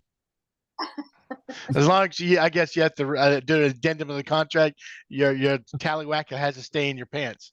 Keep my future wife, my future ex-wife was in the audience at the time. Oh shit! I wonder if she's like, I got to marry that guy. What a winner. Well, you did something that you okay. I know Flea he's been naked on stage. Did He you do wears a this? sock though. Or No, there's one bass- video that you did. Documentary. well, was he jumping he- around? His bass covers it up sometimes. Yeah, it was very exposed. So, well, my excuse was I was hammered, and I wouldn't normally do that. No. Yeah. And then we fast forward all these years. I guess it was probably 4, maybe 5 years ago. We had a couple of reunions. And the first one, it wasn't so great. And then the last one that we had at the venue was actually pretty good. We sounded good. We were tired. We were better than we had ever been back when we first started. And we're like, dang, some of these songs are pretty good, and people are enjoying it, because the Notorious Nasty's Nightmare was back, but actually could play on stage, because people were sober and I think a lot of it too, we were just hell bent on creating a storyline, Yeah. good, bad, ugly, whatever. We knew that people don't talk about everyday folk. Right. Right.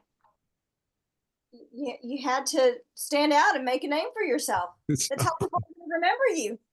Yeah, there's no such thing as bad I publicity. remember Bad you. You're publicity. that guy that Yeah. whacked off on stage at the Broadway. That's and I was, I'm a well-known personality in Denver, and you can't be doing that. Luckily, it was still early in my career. It wasn't like I was, I was still in my early 20s. So I got all excuses. And that was a weird time because it was the death of hair metal. Grunge was in, things were changing in the music business, and heavy metal was just kind of on its way out a little bit, and not that we were hair metal, because we were far from that, but it was definitely a change going on. It was just a crazy time all the way around. The 90s were pretty damn, really, the late 80s and 90s were really decadent times, man. Oh, And it was just hedonism to the max. And if you were in that position, it was real easy. Yeah. Really easy. And also rap was making a name for itself too. Especially when MTV had finally had that one MTV Raps. Yes. Yep. So I mean, that was getting bigger. I mean, I know rap was around the 80s, but not as big as it was in the 90s. Well, popular music was changing, like Curtis said, hair metal was on its way out, and grunge was in, rap was getting huge, rap was getting played on the radio a lot.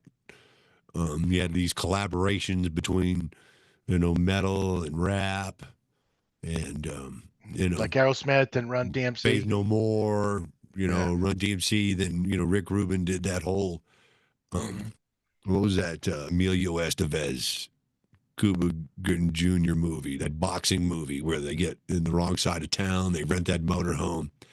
Anyway, it was all collaborations between metal and rap acts, like Biohazard and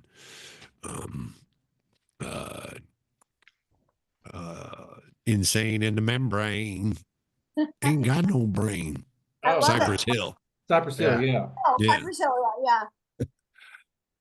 So, and we were heavily, as far as theatrics, we were grabbing from Alice Cooper, we were grabbing, from Kiss, we were grabbing from, any of the theatrical stuff. We didn't wear makeup or anything, but if we could blow something up or use a chainsaw or hang somebody or use a overhead projector with You'd squirt different colored, fluid on the overhead projector and put the film on it, and then just have somebody shake it, and it makes a pretty cool image over you. It's real psychedelic. So you do all these things that would make you visually different, and then I think musically, we were trying to embrace grunge, but I think we're all metal at heart. So I think that most of our music was metal based for sure, but Yeah, it not was in kind that of traditional a lot sense. of punk rock into it too. It's like Yeah, it was. later It was what super you punky. might some of those like Huntington Beach kind of area bands. I think you would later on those, but the punk kind of metal thing that come out of that area. We were kind of doing that early on too. So Like the Sex Pistols or Black not Flag. Sex No, Pistols, like the it's more Huntington, of a but more like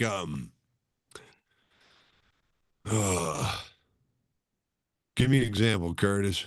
well, and then maybe even like we were talking about infectious grooves, we were talking about suicidal tendencies later, like Head PE bands like that, with that kind of hardcore, A punky little kind of funky, stuff. punky metal. Yeah, Yeah, but We talked about.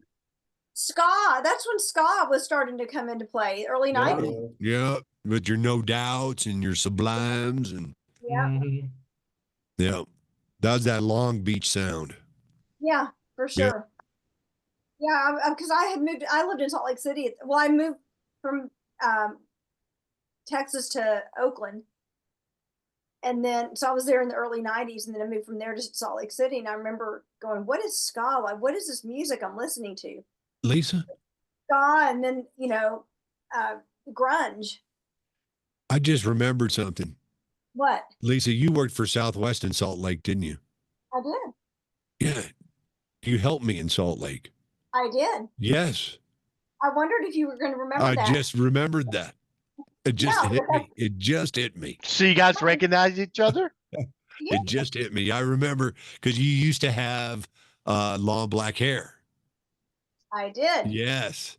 And I remember I recognized you going, I was leaving the Salt Lake City airport. And I That's was like, hey, you're from Plainview. I remember that.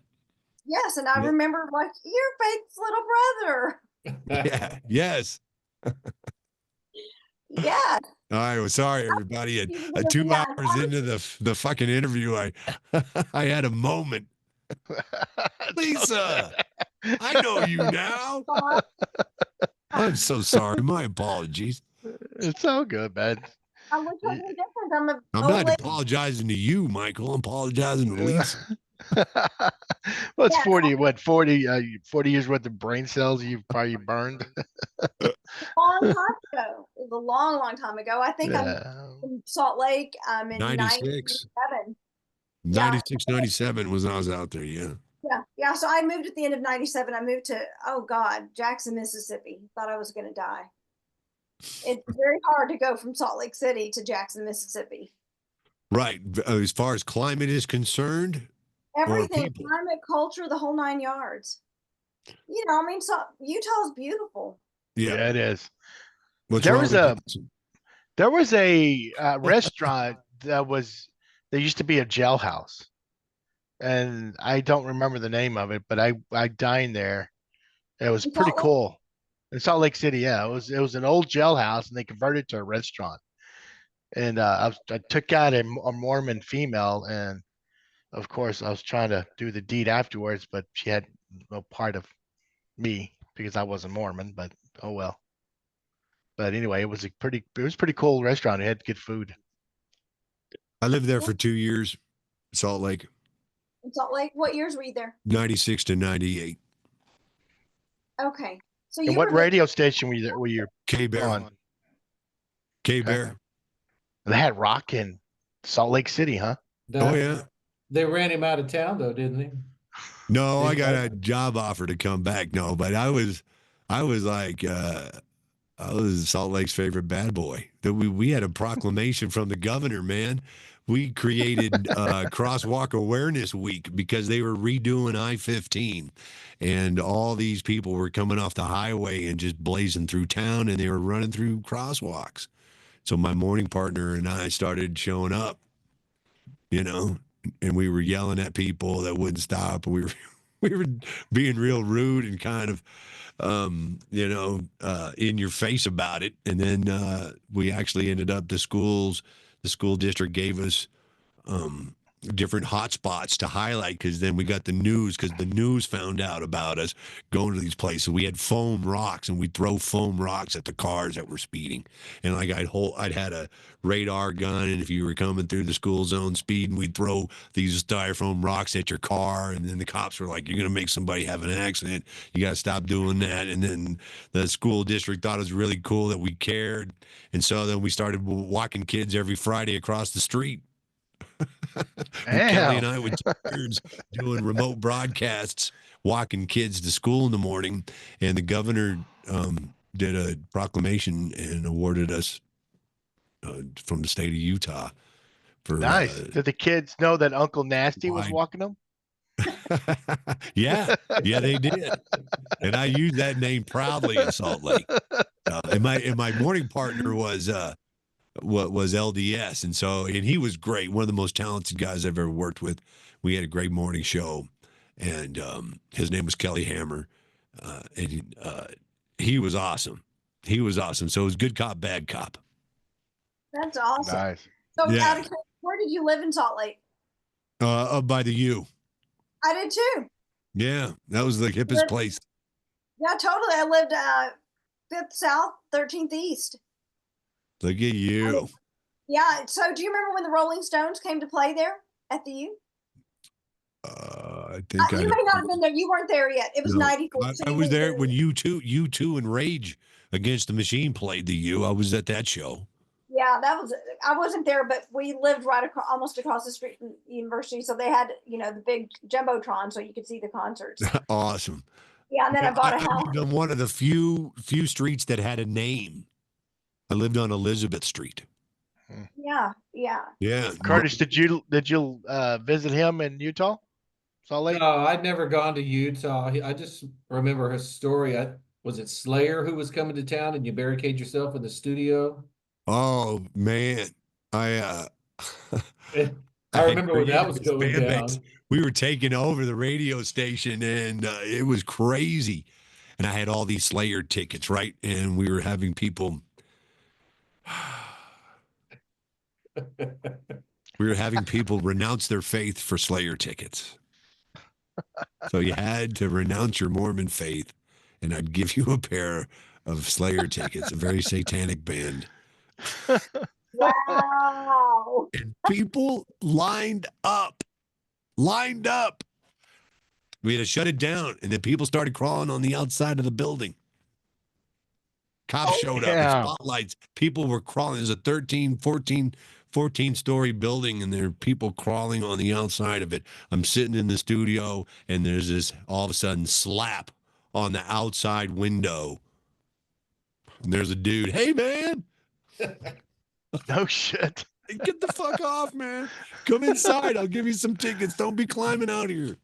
Wow. Damn. Parking garage. There was 30, 40 people on the top level parking garage waiting for me to come out.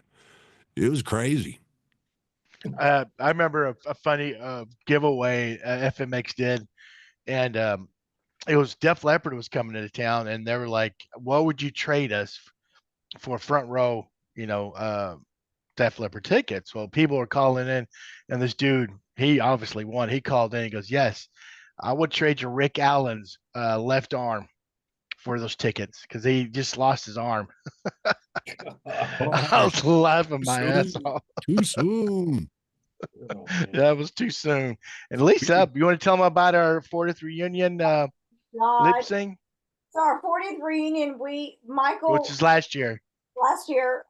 He decided, hey, let's do a cover song of Def Leppard and do an air band, and somehow convinced me to be the one-armed drummer. And we had brooms and who knows what else. I had these buckets for drum kit, and I had my arm in the t-shirt and just my sleeve. Yeah, we had these crazy hairband wigs. Yes, impromptu performance at our 40th reunion. Yeah, no one knew that we were going to do this. We just surprised everyone, and I had it was a photograph, and it was Joe Elliott when he in that video he wore that Union Jack Right. sleeveless shirt.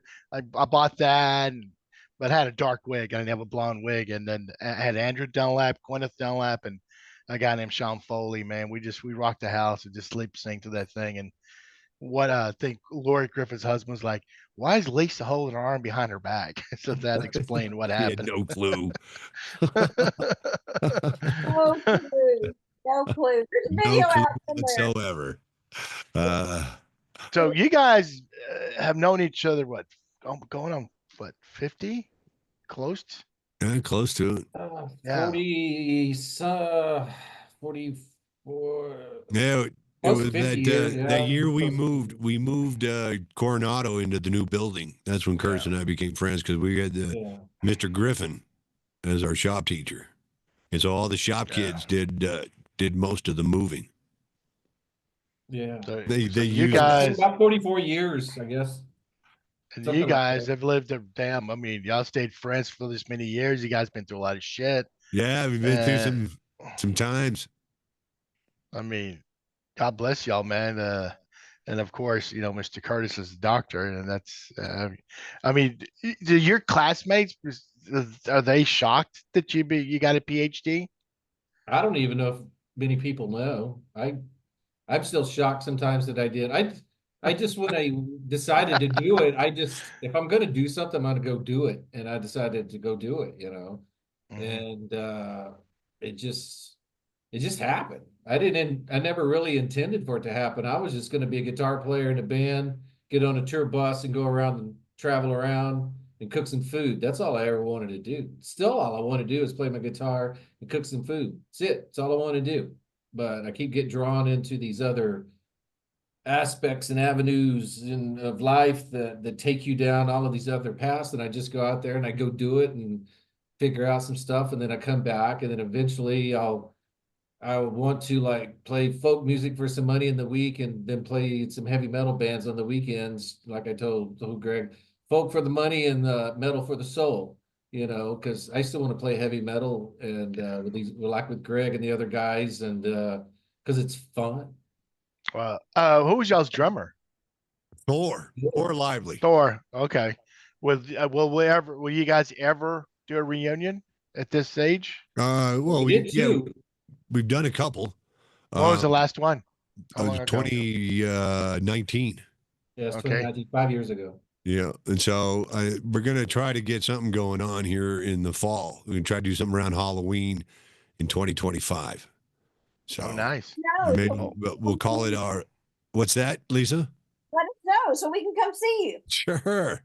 That will be. I guess we could call it our 25th anniversary. That's closer to Nasty's a 35th. Nightmare. It's closer to a 35th anniversary. 35th anniversary. Do some math, Greg. 35th anniversary. Well, we'll definitely love to have you, maybe all four of you guys on the show, either before or after. Yeah, well, we'll hype it up, and we'll see if we can get anybody from Plainview to come Yeah. up to Denver to see a band they never heard of. Why not? It's a lot of fun. So You never know. Yeah, it's a lot of fun. I think there's video out there too. If you go to YouTube and search Nasty's Nightmare, I think there's video of that reunion at that 2019 reunion, and then I know there's video of my other band, Horse. Horse, we were a pretty big metal band here, opened up for everybody from Kid Rock, Godsmack. We were Westward's best heavy metal band in 2009. Couple CDs out. So And did it help? Did it help you being a DJ? Did it open up some of these guys? considerably. Absolutely. Hell, take advantage of that shit. Hell yeah. Oh yeah, my position helped. Absolutely. It's the things that you do like that, Greg's been a DJ since KVOP back in high school, but like for me getting a PhD, it was my degree in sound technology that got me further than anything. But sometimes you do stuff that helps you along the way. Like I'm this director right now at this theater. I'm learning a lot about the music business that I should have known a long time ago, but from working the contracts with the agents to everything, all of that back end kind of stuff and all the business stuff. So that's helping me prepare myself for this last run in life of playing some music festivals, hopefully, and getting out and getting some gigs so that when I retire again, I've got some knowledge that helps me be a little bit more successful and not be taken advantage of. Well, Greg mentioned the KVOP days about taking some of the records and shooting them with a shotgun. Were you present? Probably. I don't know. I can't remember. We've done so much crazy stuff like that. I mean, I don't know. I don't know if Curtis was ever there. In those days, he was pretty attached to his woman. I can remember going to KVOP at times, but if I wasn't working, we were driving to Nazareth to get some Heineken. Y'all drinking Heineken back then? Oh shit! Oh, that's what rock stars drink, man. Damn. Curtis and I had a lawnmower business, and we worked for Billington Real Estate, and we cut all his yards. Yeah. All Okay. his vacant properties, and we go. That's when we go to the New West. We'd mow yards all week long, and was it Thursday or Wednesday nights? I know I think it was Tuesday night. I think it was Tuesday nights. So we made some pretty good coin cutting yards for him. So nice. You guys ever go to Midnight Rodeo? I didn't. No. Yeah, that's where I lived for like 8 years. In the 90s. That was the rock and roller, man. It was like Main Street Saloon. I get in a fight, we walk into that bar with our hair the way it was. Yeah. Yeah. Well, I went from Rock Z to Planet or Club 100 and then to Midnight Rodeo. So I hit all those 3 genres. So Planet, that was the dance music, right? The techno. The new wave. Not really. I'm like I remember eating X in that place a couple of times. Yeah, people would have their bangs all down and they would have their rush and before the precursor to that. They had that big cage you could climb on. Yeah. That big wall that you could climb on and freak out. I think that club used to be the Rocks, though. It used to be the Rocks. And the Clash played there with Joe Ely. U2 played there before they were big. The Ramones played there. A ton of bands. The Ramones did. Before Club 100. Yeah. What you guys remember? What was his name? And I think he's still alive. Joe King Carrasco. Did you interview him or play with Joe King? I'd seen him. I was still a kid. I was 14. Saw him at the Buddy Holly Jam with Joan Jett. Yeah. I saw him 2 years ago and talked to him backstage when I was running the music archive because I was trying to get his music collection, and he's living down in Mexico. He's playing over at the Cactus Theater, and I went and saw him there in Lubbock and talked to him and his wife for a long time, and they gave me like free CDs and a beach bag and all kinds of stuff and some guitar picks. And I love Joe King, man. I remember he played at Fat Dogs, and he had an early wireless system, and he came out of Fat Dogs, went across 4th Street to that hotel across the street, and went to the top, and somehow you could still hear his guitar playing. It had great signal strength on that thing. And it stopped traffic in the middle of 4th Street, and there was just cars backed up because the entire Fat Dogs came out to the middle of 4th Street and followed Joe King out. So yeah, Joe King's great. Yeah, I enjoyed it. Whenever he played, I definitely watched him. Party weekend. Yeah. Oh yeah. He played Lubbock a lot. He played all those Texas cities a lot. Oh yeah. Yes. That's the cool thing about Texas is that you can play 30 markets and not even leave the state. That's true. 30 large you can play shit in about 100 bars in Houston. It's true. Oh yeah. I mean, what do you got down there? How many millions? We got ton, man, ton. I remember though being in San Antonio, one of the best gigs ever. I wasn't playing, but it was 10 a.m. in the morning at Carnitas Europan. Place is like ceilings falling through, but man, the best carnitas.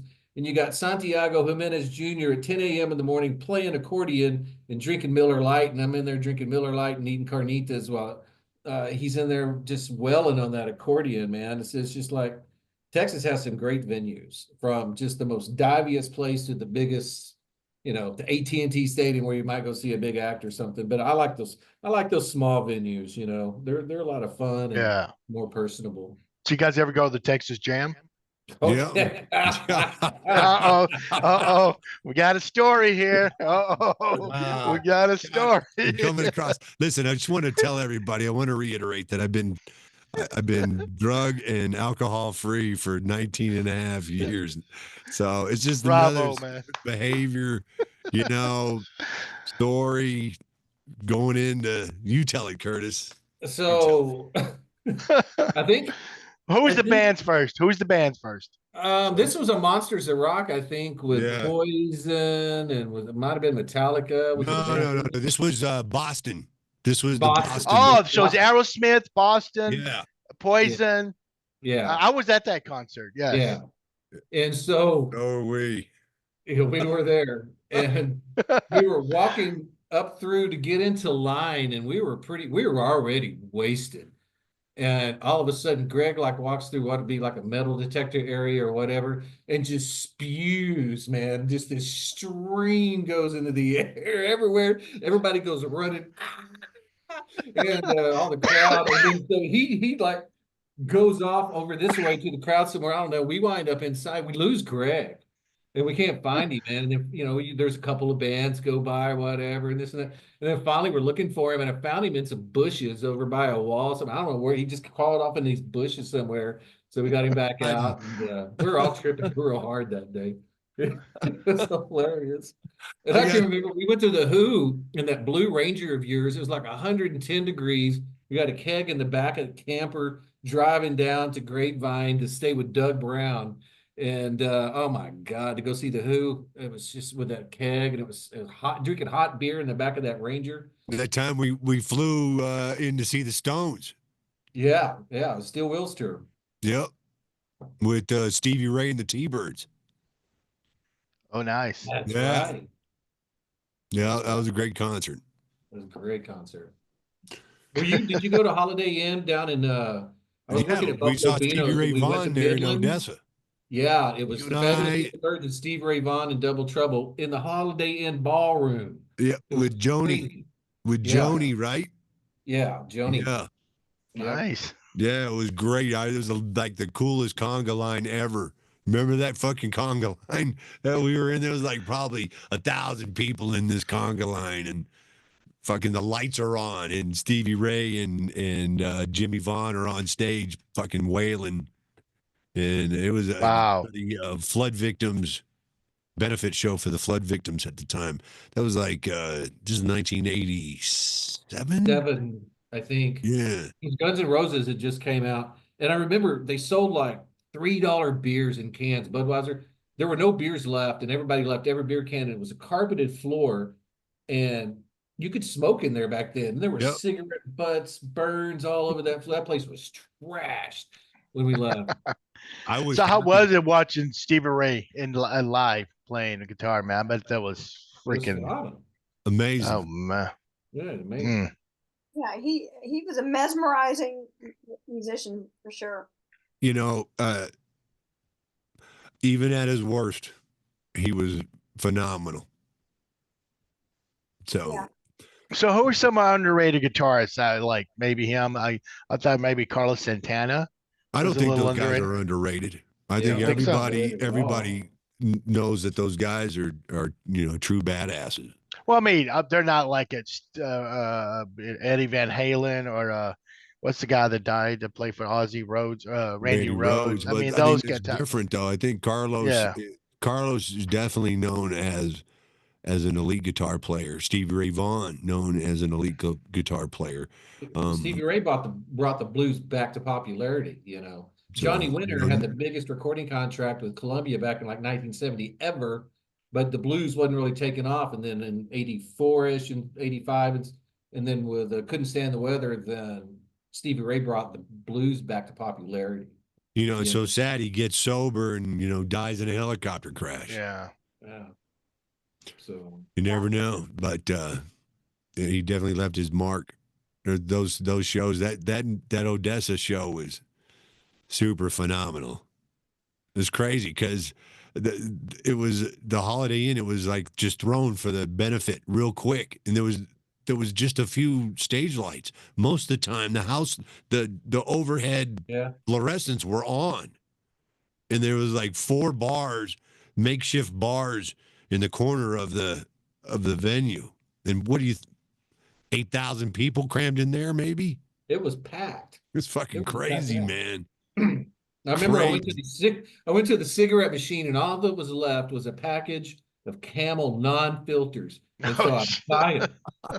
And then 2 days later, I'm going to class out in Levelland, and it was me and Braxton, this guy named David, and we're going to class. We didn't make it to class. We got pulled over by the police in Levelland and hauled off to jail on marijuana charges.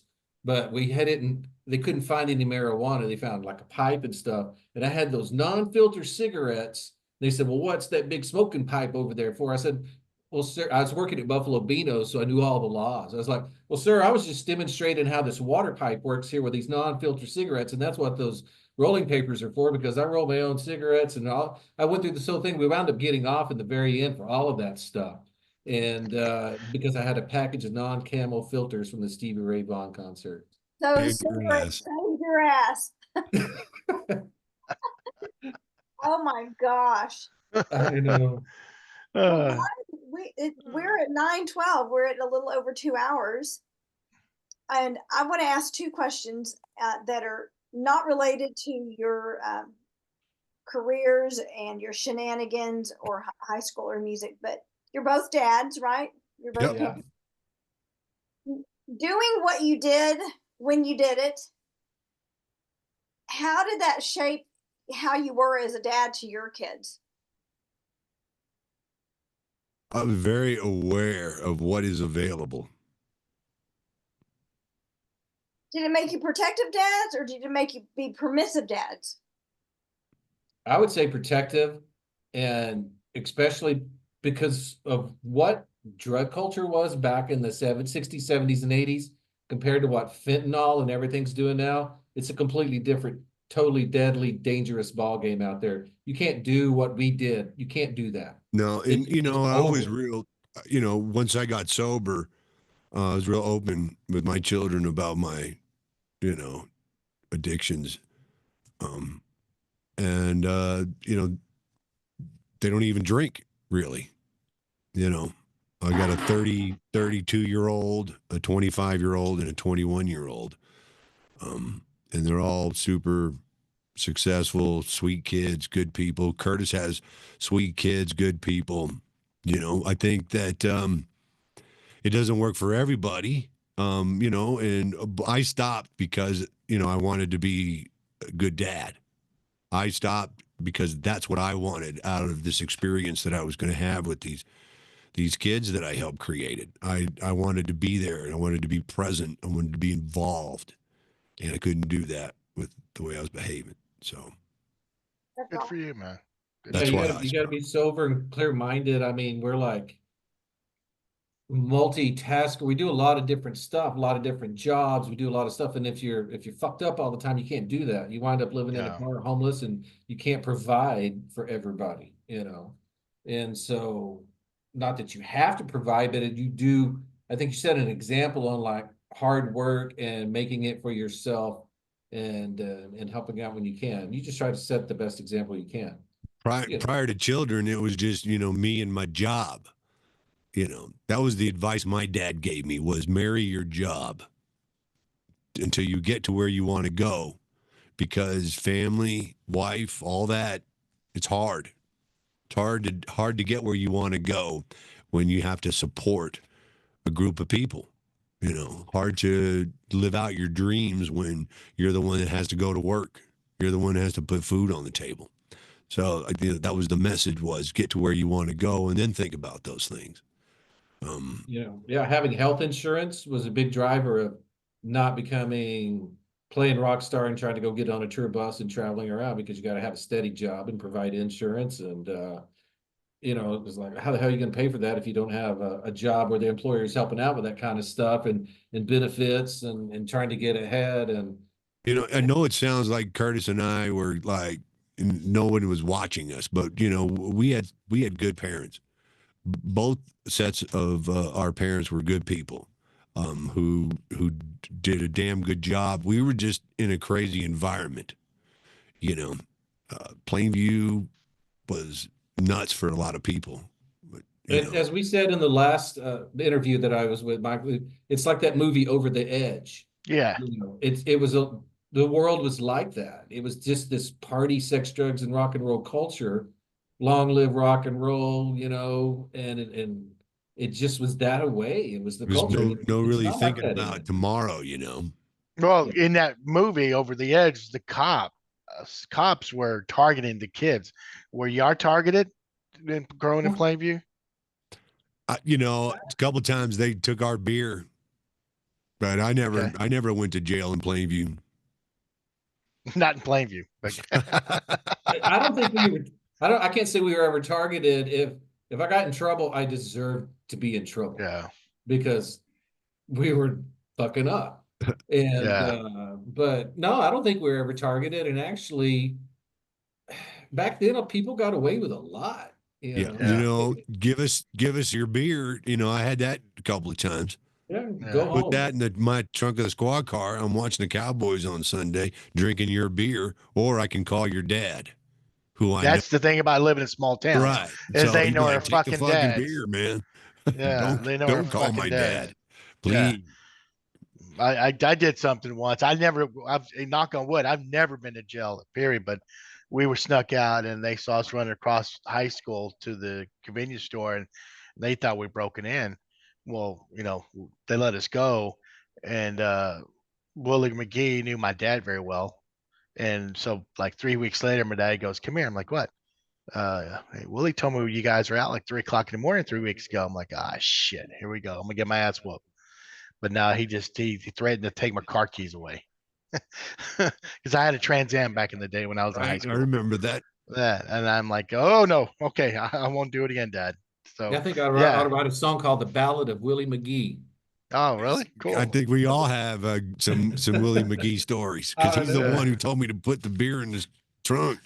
Hey, Lisa, you said you had two questions. Was there another one? Yes, and this is going to be the normal. Well, we'll ask you for parting words, but we've never asked anybody. And this, when Michael and I were talking about these questions, this just popped in my head. And knowing what you know now, what would you tell your younger self? Moderation. Okay, Curtis.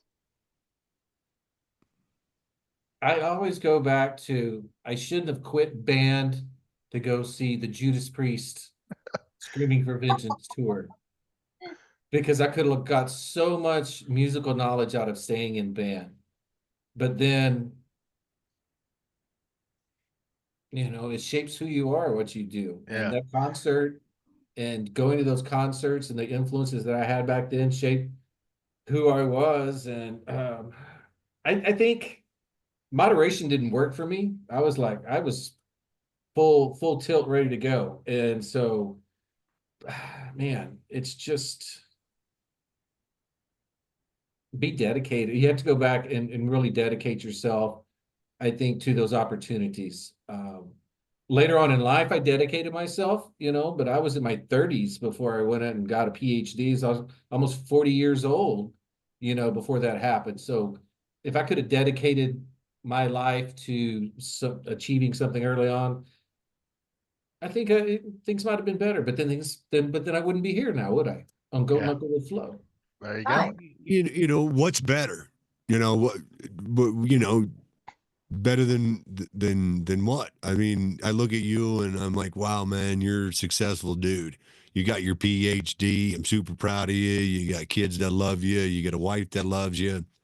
Um, you know, you run that theater. You were the archivist for West Texas music and the Vietnam War archives there at the Texas Tech Museum. I think you've done a shitload of stuff that's very impressive. You know, Good, I think good he's, for you know, you, Curtis. see, but you look at that stuff, and that's not what you really wanted to do. You wanted to get on a tour bus and tour the world, and that's how you're sort of measuring, you know, your contribution, but your contribution's huge. You're just not as thrilled to talk about that stuff as you are about the stuff that you want to do. Right. It's all about sacrifice. Life's all about sacrifice and what you're willing to give up. Yeah. In order to become successful. And you But got to give up some things in you order to weren't get willing, some. like me, we weren't willing to give up, being dads. Right. We had good examples. And that's why, that's why Curtis didn't run off. That's why I didn't run off. That's why I changed the way I was living, because we had good examples. And ultimately that's what we leaned on when, because when you're not doing right. Everybody knows the difference between right and wrong. And you just tell that little angel that's trying to keep you on the right path to shut the fuck up. I'm having Absolutely. fun. Shut Yeah. up. I remember when I Yeah. went to Alcoholics Anonymous to sober up, and it was like, were people like, aren't you worried that people are going to know that you're a drunk? I said, you can go out to the bar and see me as a drunk on any Yeah. damn weekend. What the hell are you talking about? You can Yeah. see me out there being drunk. Everybody's going to know you're drunk. What's it mean to be sober? That's a whole different thing. So I'm like, I'm not buying that BS, man. I'm like, I'd rather people know that I am able to be coherent and carry on than being a fuck up. I had a good Anybody can friend, see that. of ours, just tell me that he's like, how do you do it? And I'm like, do what? And he's like, how do you live without drinking? And I was like, after a certain point, it's easy. Once you find things that really, grab your soul, things that entertain you, things that make you happy, it's easy. You replace those things, you replace alcohol with those things. And he's like, life's just too boring. I don't know how you do it. And I was just like, boring. Wow. Sitting there drinking all day. Yeah. That's boring. That's Doing nothing. But you need, what are you doing in your head? Why do you have to, what's that? What are you escaping? Why you want to be numb, so numb that you can't even do the things you like to do? right. Yeah. And then remember him the next day. And remember, I don't have anything against people who drink. It's everybody's choice. Yeah. People want to do drugs and they want to do blow or whatever, it's their choice. And I don't judge them on that. But if people were to come to me for help, then I will do what I can to help them. Always. Always. Good for you Especially guys, having man. that perspective, we've got that perspective. Yeah. Well, I think, Greg, what you're alluding to is that you get to a point where you find purpose and meaning, and that becomes more important than the high, right? That you get from alcohol and drugs. And I think George Bernard Shaw said, fulfillment comes, something like to the effect of fulfillment comes when you live to your purpose. And when you find purpose in life and You can find joy and happiness. yeah, you pursue that purpose, then Yeah. you find joy and happiness because the meaning of it becomes far greater, and the reward outshines the quick high. I think a lot of that high was just lifestyle to a certain extent. I mean, I don't think I was trying to escape anything. Yeah. Like a lot of people, just because you use doesn't mean you're trying to escape something. It could be just a bad habit, or it just could be your lifestyle, and that's how we were living.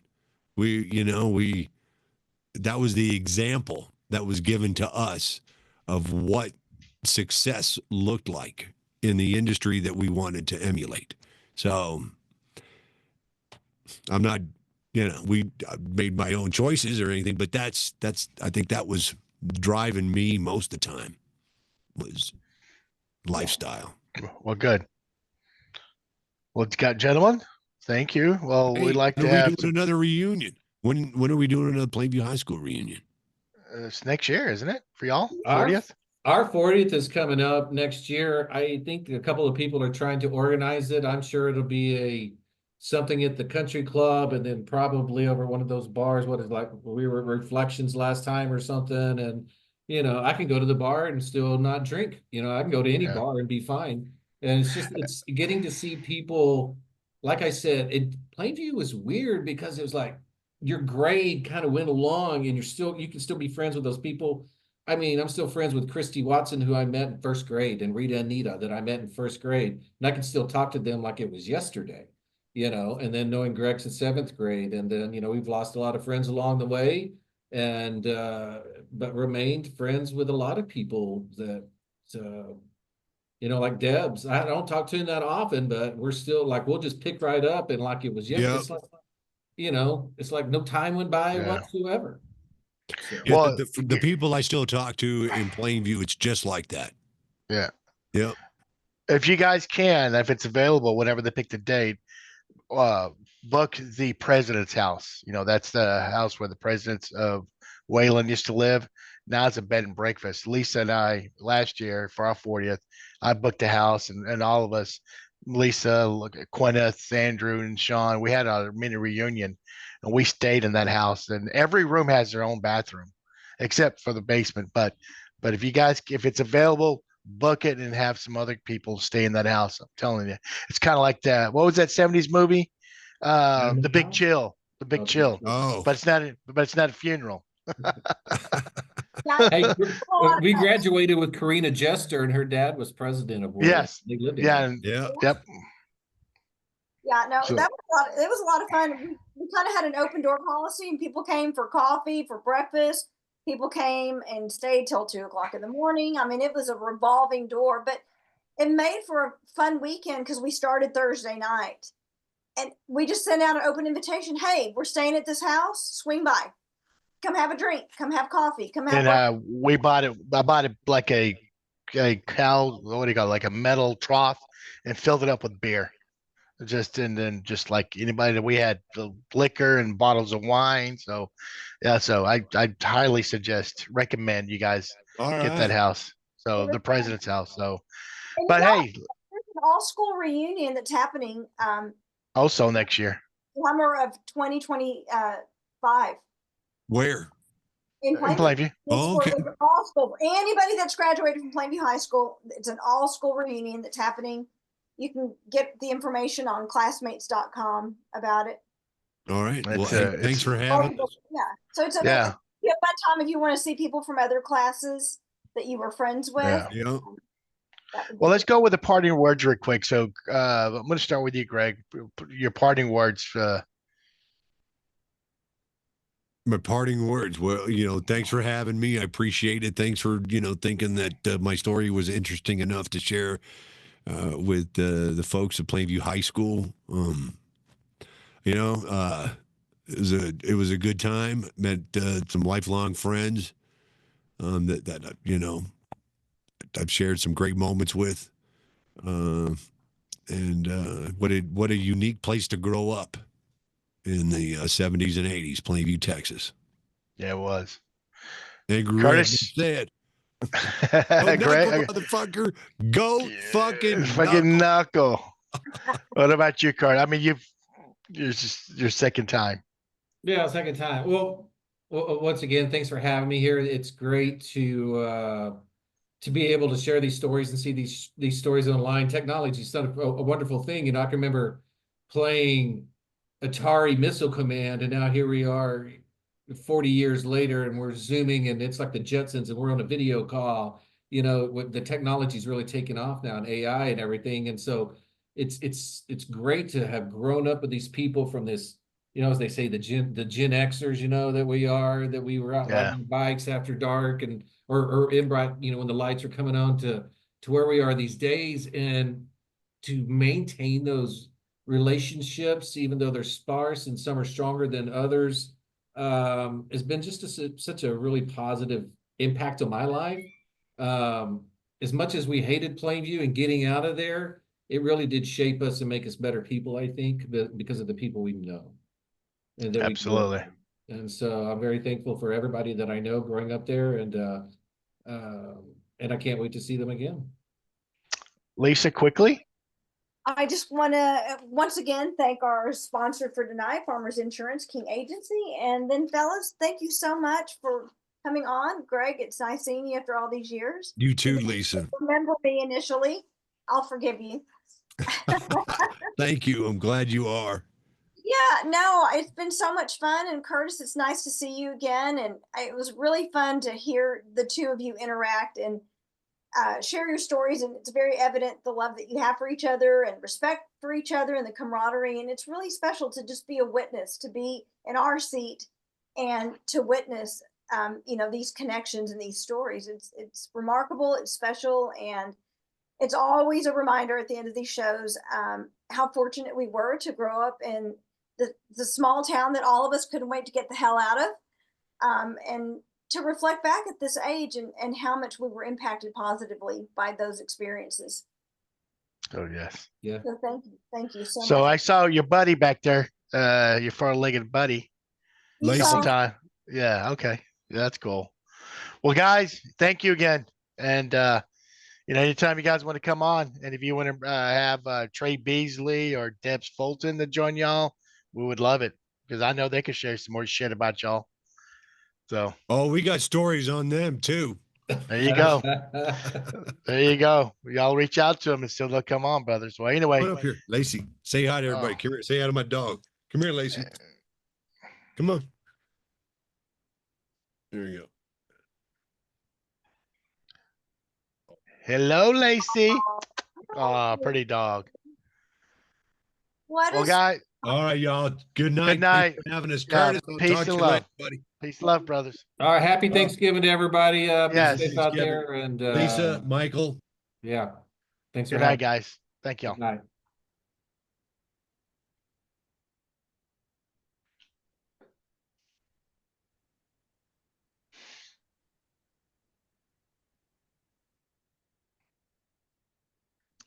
That was a good show. oh my A little goodness. explicit, but it was a good show. I think people are going to be really shocked. Yes, but it's okay. It's an adult show. It's an adult show. But I know, these guys partied hard. They did, and Greg being the DJ, it's part of the job. But now, both of them, are sobered up, and I bet you they're enjoying their life much better now. Really appreciate Gregg's candor, even though Yes. it's funny and maybe a little shocking. I loved his honesty and his authenticity, and like I said, his candor and not being afraid to reveal those experiences, and it's part of who he is. And I love it. I Yeah, really I appreciate did. he's willing to go there. Absolutely. I'm glad both of them came on, and again, hopefully we can get the other two guys, Beasley and Fulton, and then whoever else they want to invite, But anyway, it's late, so good Very night. way Good past night. my Yeah, exactly. Well, good night, Lisa. And our next show, we're still working on securing the date. It will be the drum majors of from 82 through 80. So I just need one more confirmation. If we get his confirmation, so in 2 weeks we'll have the drum majors, and we'll have a blast with those guys. So anyway, good night, everyone. Good night, Lisa. thing. Peace and love. Peace and love. So good night.